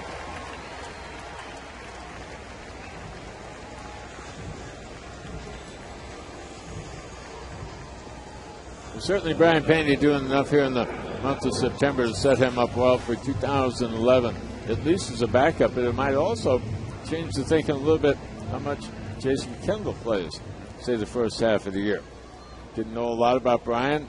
At the start of this year, you knew Kendall wanted to play every day that he possibly could, but you wondered what you had for a backup. I think at the end of this month, the Royals are going to know exactly what they have for a backup, and if it's a backup you're going to see more of early on next year. It might even be, as you mentioned in the open, the everyday guy, because there's some question whether Kendall can make it back in time for April. With 2 hits tonight, Brian Pena all of a sudden is hitting .270. And the injury that Jason Kendall has, I mean, knowing him and how he goes about it, and I'm sure he'll go about his rehab just like he does a game, he might find a way to be ready for opening day, but it is just such a big window, anywhere from 8 to 12 months for recovery time. And obviously Jason would have to cut that down to be ready on opening day. So the Royals, as soon as Kendall went down, said they'd get a look at Brian Pena and Lucas May, who started yesterday. My thought was the same as yours. When they put 10 to 12 months on it, I said, he'll beat that because it's him. That's what he always does. But Joe's comments were awesome. He told him, hey, don't mess with this. Don't push it like you always do. You might end up not ever playing again. This is going to take some time. Take the time that the doctors tell you need, and don't try to get back in a big hurry, trying to be tough about it. I thought those were pretty good words. David DeJesus recovering from his thumb surgery. So we've seen him in the dugout last couple of homestands. We've been trying to convince him to come up to the broadcast booth.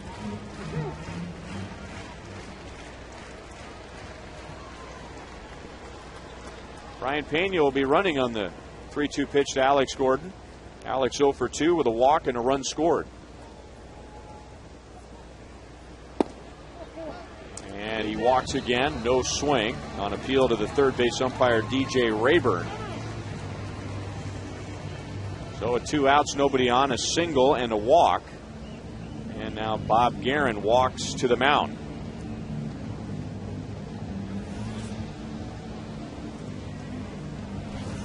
It'll be Ross Wolf in the Chevy call to the bullpen.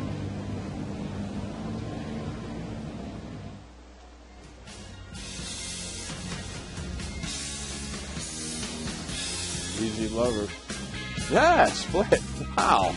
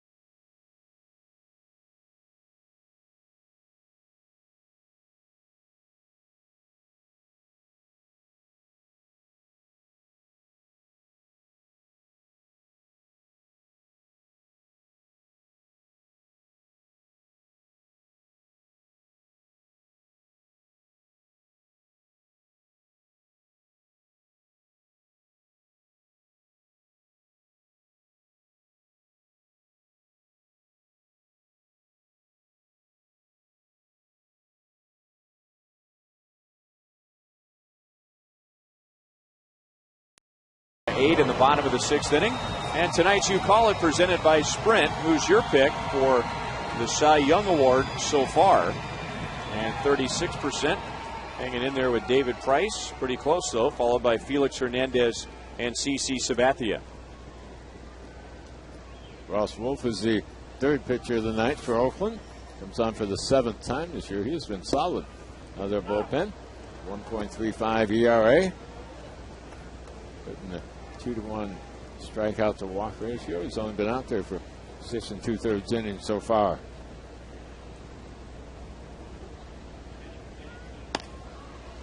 Jammed him and a little pop-up shallow right, and it's run down by Sogard, and that's the inning. At the end of 6, the Royals lead 11-3.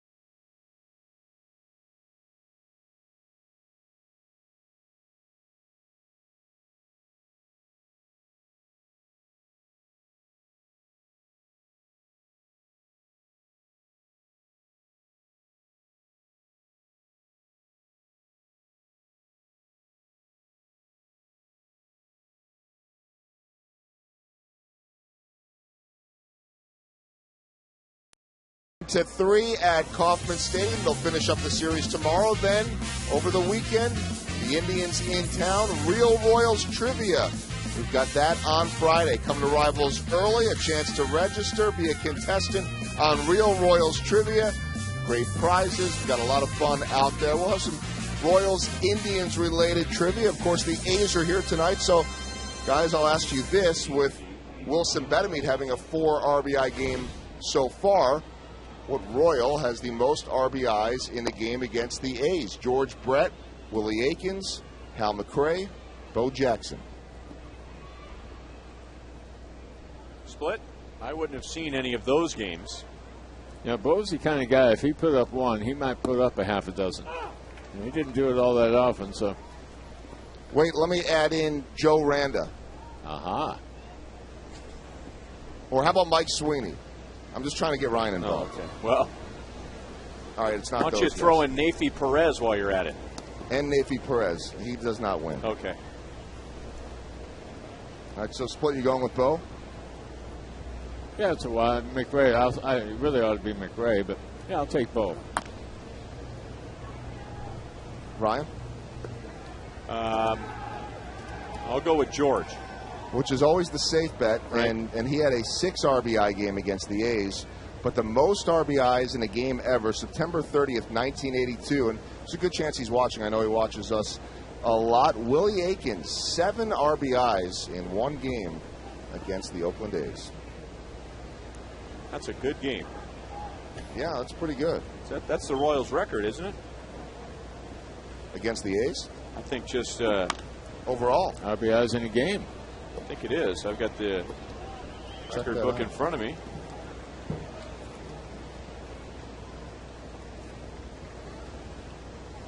Seven.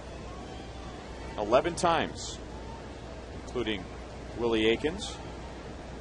Most recently, Jose Guillen at the Yankees in 2008. Another pinch hitter, Steve Tollison, goes down on strikes, and Zach has 5. Tollison, all of a sudden, I can tell you a little bit about that Zach Greinke's slider. Stayed in the middle part of the plate, but had to break to it. And froze him a little bit. It's the first out of the inning. It's not been a strikeout night for Greinke. Zach has gone by 200 innings tonight. Third time in his career. His career high was a year ago at 229 innings pitched.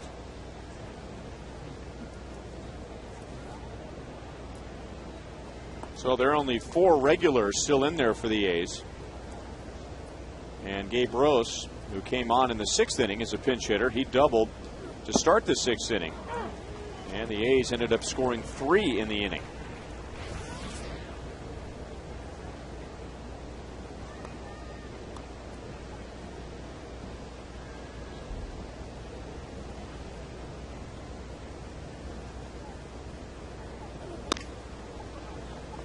Up the line, that's a fair ball, and now Keela back down the line, and they're 2 down in the 7th.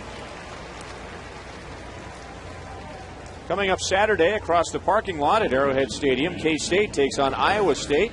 You'll see it right here on Fox Sports Kansas City. Coverage begins at 10:30 with the Big 12 kickoff show, followed by K-State and Iowa State at 11 a.m. here on Fox Sports Kansas City. Calling that one Farmageddon. Farmageddon. Farmageddon. Fouled away by Jeff Larish. Gets a little farmy when you go up into Iowa.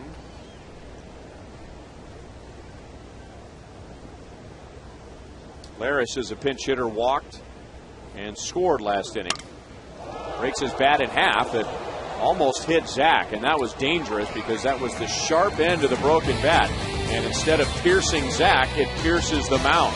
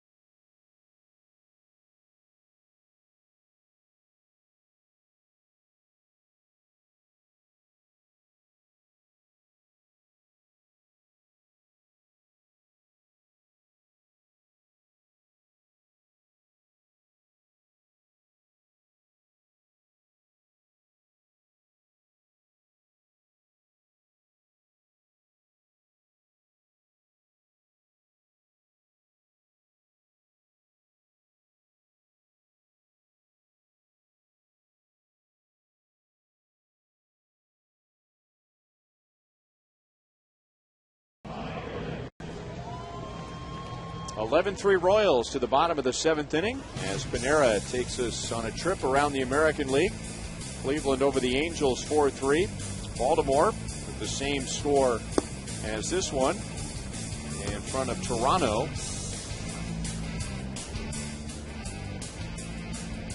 Detroit and Texas are tied at 4. Minnesota at Chicago 4-3 Minnesota. That game's in the 7th inning, and that's a very important series for Chicago if they want to remain in the race. And New York and Tampa Bay are tied up in the 9th inning. Tampa Bay has taken over the lead in the East. Half game over the Yankees. New York has lost 4 in a row.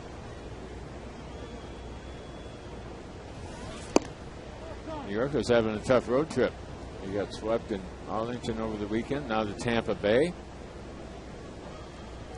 Thought this had a chance to be a pretty good series. The Rangers have been on a losing streak. The A's have been winning, but Texas won the last 2 games at Toronto.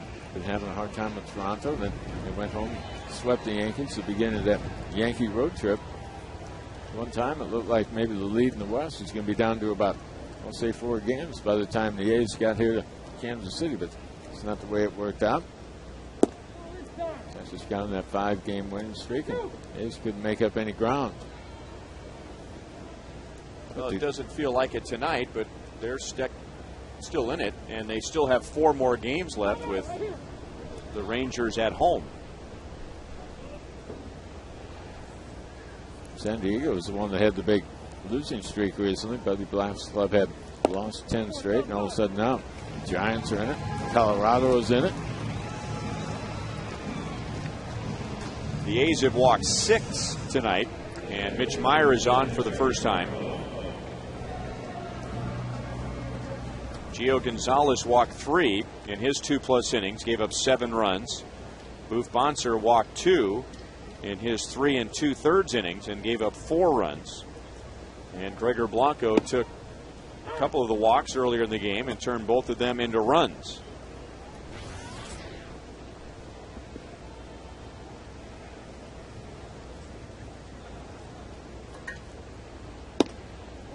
One ball, 1 strike. Royals have had a tough time this year with the American League West. Just 11-24 this season. Last year they were 11-22. And prior to tonight, just 1 win against the A's all season. The Royals were swept here at Kauffman Stadium right after the All-Star break by the A's.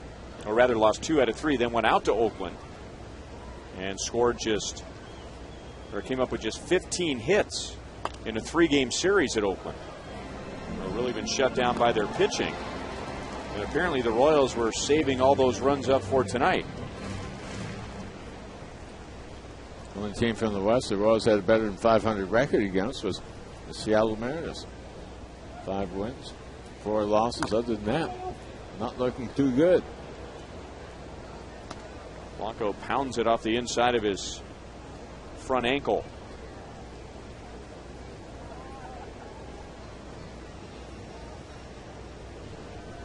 The A's had won 6 in a row here at Kauffman Stadium,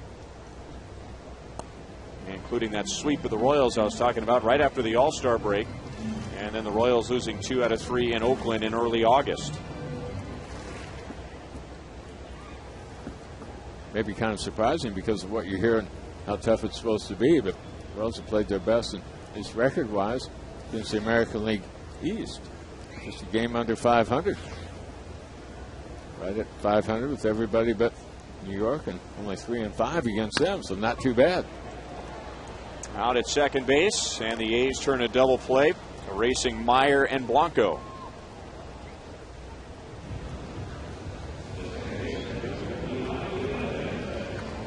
So 2 down, nobody on, and now Mike Aviles, who has a 3-hit game and a walk.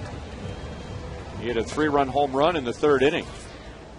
He had a solo home run yesterday. He had gone 317 at-bats without a home run, and now, as they say, sometimes it comes in bunches, and now he has home runs in back-to-back games. And his effort tonight gets his batting average right back to an even 300.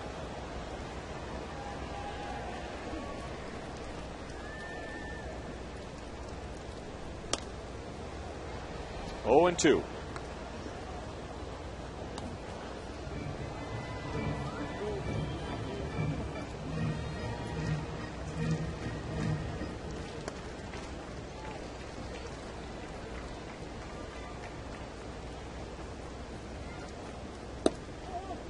One ball, 2 strikes.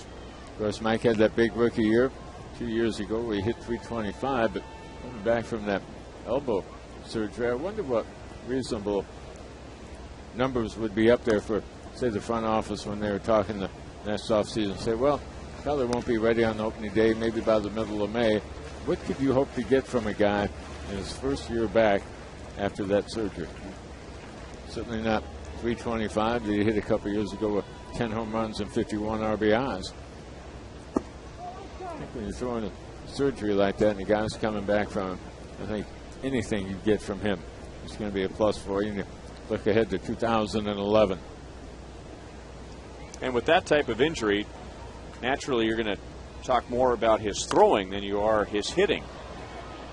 The surgery we hear more about with a pitcher who doesn't have to worry about hitting unless they're in the National League.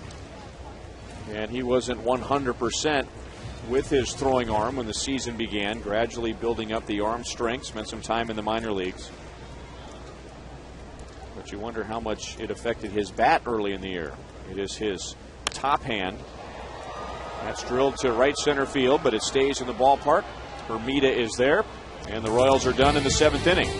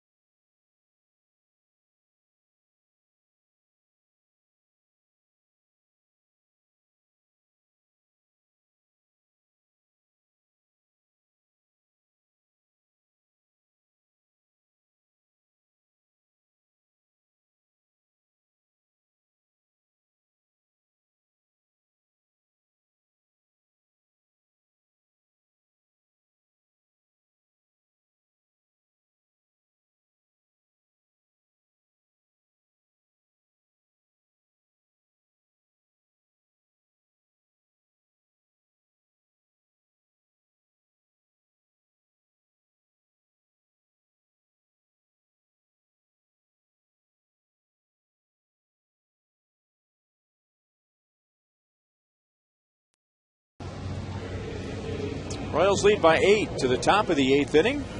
A big night on offense for the Royals. Let's take a look at tonight's Chevrolet play of the game. It has to do with the Royals defense. Well, a big play in that early in the ball game was the 1-2-3 twin killing to get Zach and the Royals out of the top of the first inning. That was the inning that they got their first 2 runners on, but nobody came around to score. By the time Zach got back out to the mound, he was on top 3-0.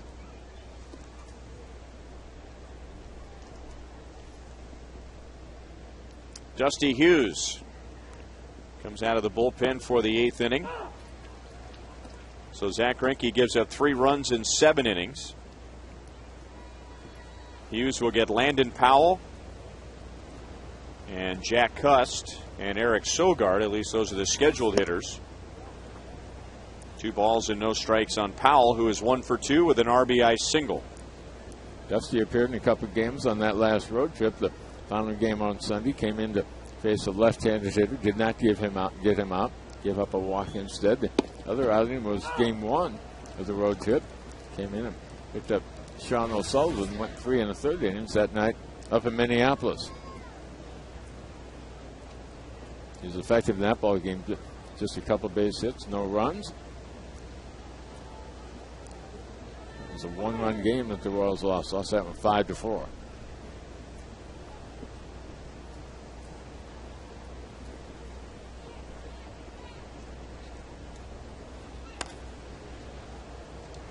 Up the right field line, and that is foul off the barrier wall. 1-2 on Landon Powell.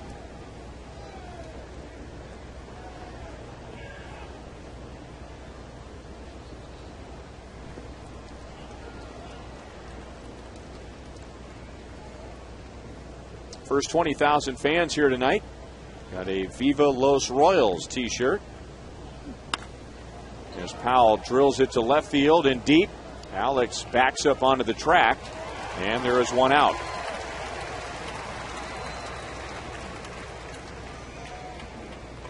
And now the A's will have a pinch hitter for Jack Cust. It'll be Chris Carter.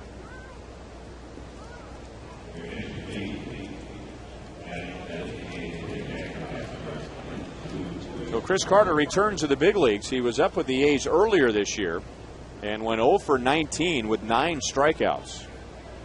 But a big-time power-hitting prospect who is in his 3rd organization. He was originally drafted by the White Sox, then traded to the Diamondbacks, and then traded to the A's. Center field, Blanco first went back and now comes up and reaches down to make a basket catch, 2 away.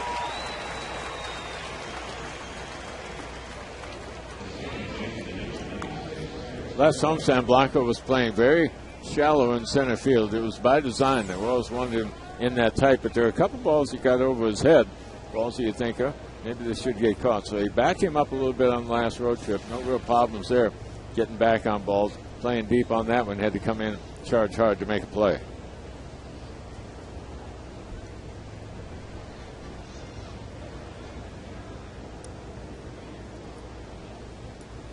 So 2 outs to Eric Sogard. First 2 Major League plate appearances have been tonight. He came on in the 4th inning batting for Mark Ellis, and he walked, and then he lined to third. Both of those plate appearances against Zach Greinke.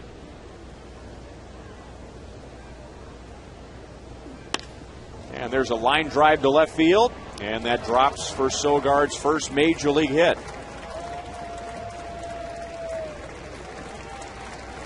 And now it's up on Crown Vision, so even the fans wearing blue give Sogard a nice round of applause.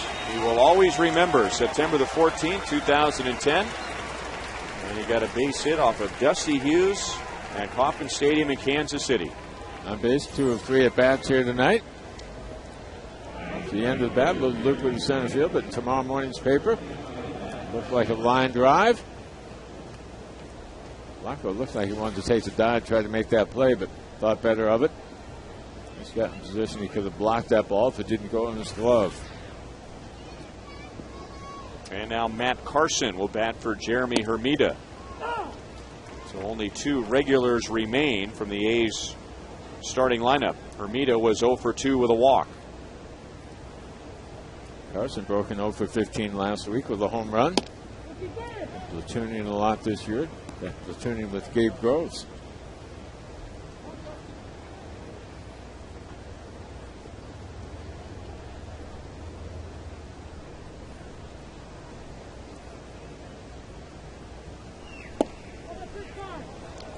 A little bit inside, 1 ball, 2 strikes.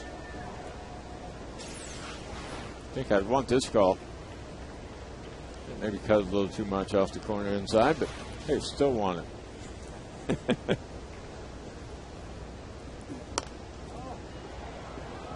Of course, that's the pitcher's point of view. If Frank was in the booth tonight, he would say, you can't give him that pitch. It's not a strike. I think the front edge of the plate is probably right there.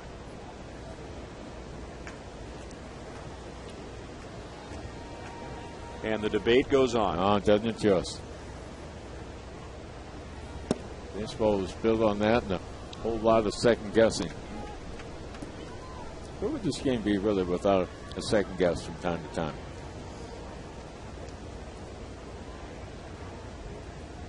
I don't know.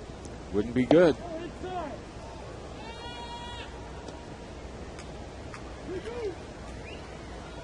3 balls and 2 strikes now on Carson.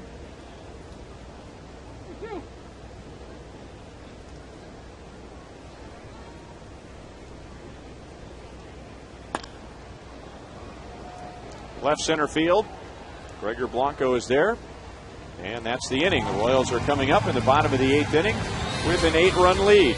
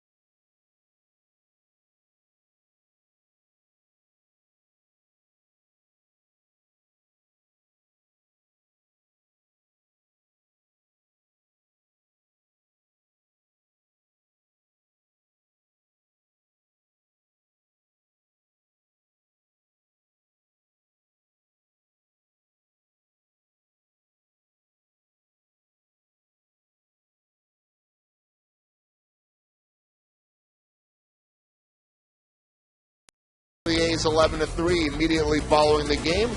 We'll talk about, again, some two-out stories. A lot of two-out stories for the Royals as they rally with 2 outs tonight.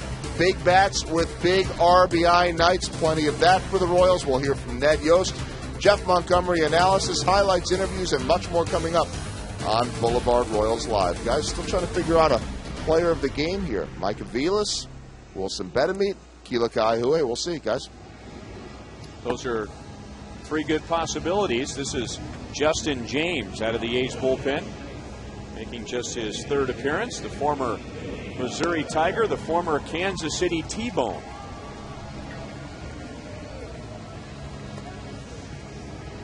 He's with the T-Bones in the month of June. From there, he went to AA and AAA, had a 1.83 ERA there. Comes on tonight. He is the 4th pitcher of the night for Oakland. Gonzalez started, went the first 2+ innings. Luke Bonser went 3 2/3, and Ross Wolf. Now James.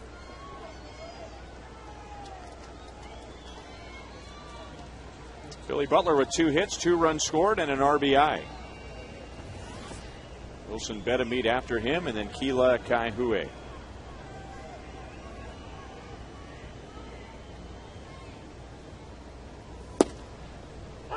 Fastball at 94 miles an hour.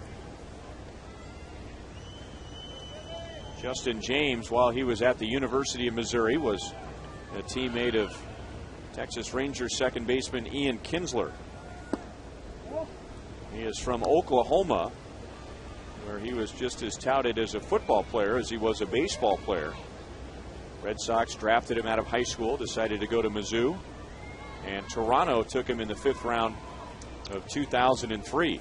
So his professional career began 7 years ago. Had an interesting talk with him before the game tonight split, and for a couple of years he just felt like his shoulder wasn't right. His velocity had dropped since college. He was throwing in the upper 80s to right around 90. He had MRI after MRI. Nobody could find anything wrong with his shoulder. His brother Chad was the 1st-round pick of the Marlins last year, and last offseason he hooked up with a trainer that his brother had been working for, and the trainer said, "There's nothing wrong with your shoulder, it's just too tight."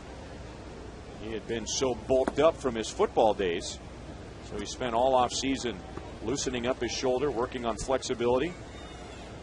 Went back to the T-Bones this year after playing with them last year, and all of a sudden the radar gun went from 91 to 95, 96 miles an hour. Well, because his shoulder was not injured, it was just too tight. Flexibility and range of motion, what they talk about all the time in the rehab process after major surgery. So sometimes you don't have to have the surgery. You get a little too bulked up.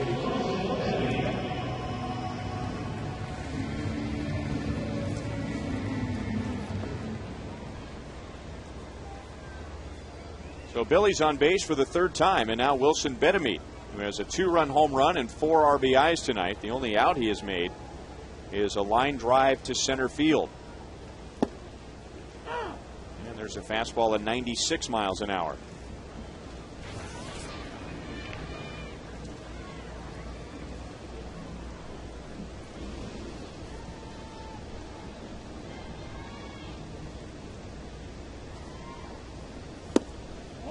One and one.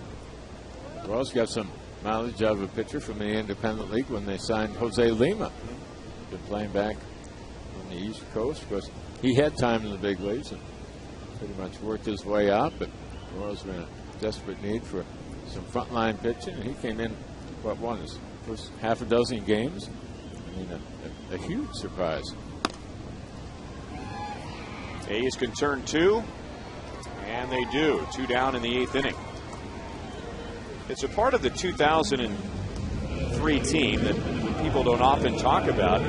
Everyone remembers the 9-0 start and 14-3 or 16-3, whatever the Royals were, and then hung in there until about right now. It was about the middle of September when they started to fade away. But a lot of people forget that by mid to late May, the Royals had fallen below 500 and had to climb back into it again, and that coincided with Lima time. He got a win in his first start for the Royals against the San Francisco Giants here in an interleague game. And that's when the Royals made their second run and had that 7.5 game lead at the All-Star break. The summer of We Believe. Remember the Ken Harvey home run over the foul pole in about the 11th inning against the Tigers here on one night, a Friday night, a beautiful night for baseball. Fireworks after the game. Place was almost sold out.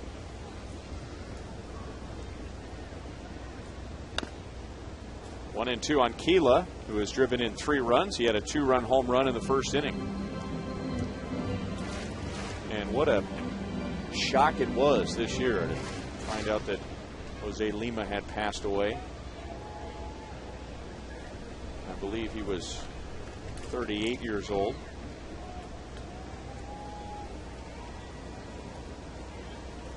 But he lived more than 38 years, that's for sure.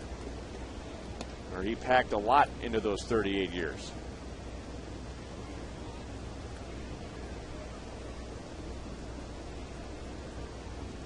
Royals tonight have tied a season high with 3 home runs in the game. It's the 5th time this year the Royals have had 3 home runs. And the first time since July the 24th. Keela strikes out, and Justin James faces only 3 in the 8th inning.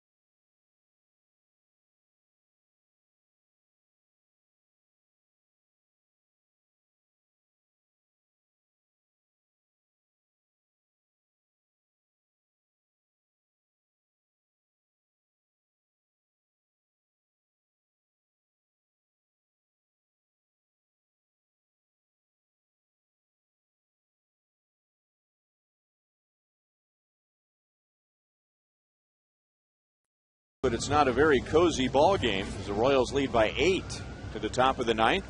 And it's Jesse Chavez. He is the 3rd Royals pitcher tonight. Dusty Hughes pitched a scoreless 8. Zach Greinke gave up 3 in 7 innings. Chavez solid when he first got here, but has fallen on hard times lately. Comes in for the 17th time this year. High earned run average now over 7 point. Hits allowed in his pitch, but I think the one thing that jumps out is all the walks that he has given up so far. 12 strikeouts to 10 walks. Not the kind of number you'd be looking for a guy in middle relief. Iwamura not quite over the bag, just foul. So Iwamura leads off. Rajai Davis is on deck. They're the only hitters from the starting lineup that are still in there. Otherwise, Bob Guerin has emptied out his bench to get a look at some of his reserve players and his young players. Iwamura is 0 for 3, but he drove in a run grounding into a fielder's choice in the 6th. 2-1.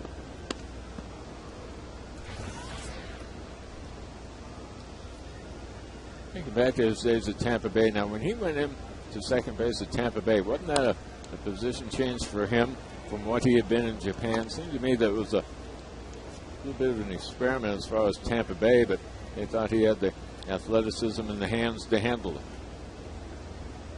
Did he play third base his first year with them?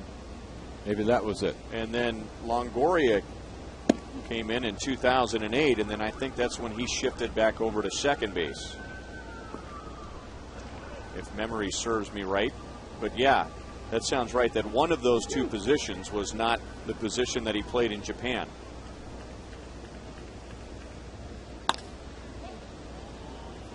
Popped up into shallow right center, and Mitch Meyer is there. And there's one out in the ninth inning.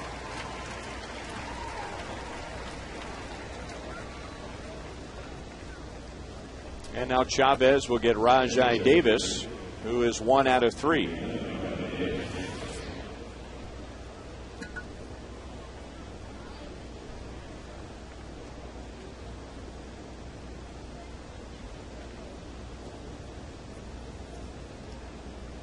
Thing I'll always remember about Iwamura when he was with the Rays, his manager, Joe Madden, who's one of the great guys in the game, wanted his middle infield to connect. And both Jason Bartlett and Aki Iwamura were new to the Rays, or in their second year with Tampa Bay. So he wanted them hanging out all the time. He put their lockers next to each other. When they got days off in spring training, he gave them the same days off. He wanted them to play golf together in spring training. Made sure they did all of their drills together, both on defense and on offense. And ended up being a very good double play combination for the Rays, both on defense and on offense.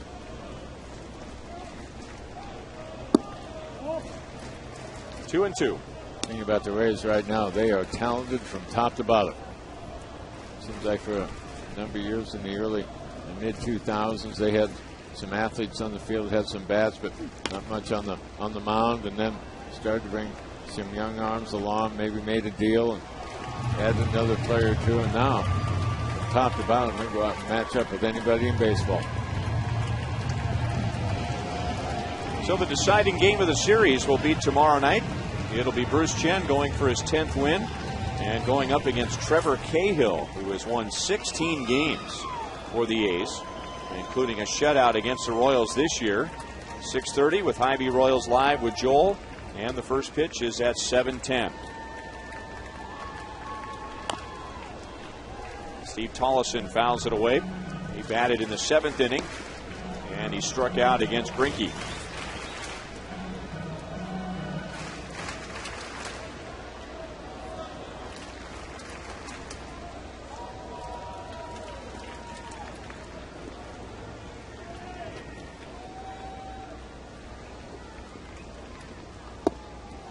No balls, 2 strikes. 12,852 at Kauffman Stadium tonight.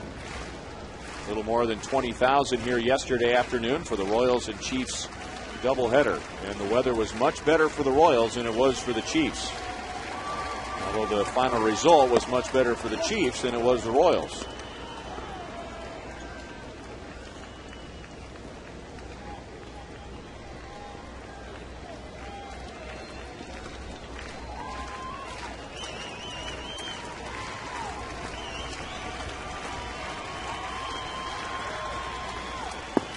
Got him. So a 1-2-3 top of the 9th inning for Jesse Chavez. And the Royals have a good bounce back tonight after a bad day yesterday. And the Royals getting all the offense they needed in the first 2 innings. But they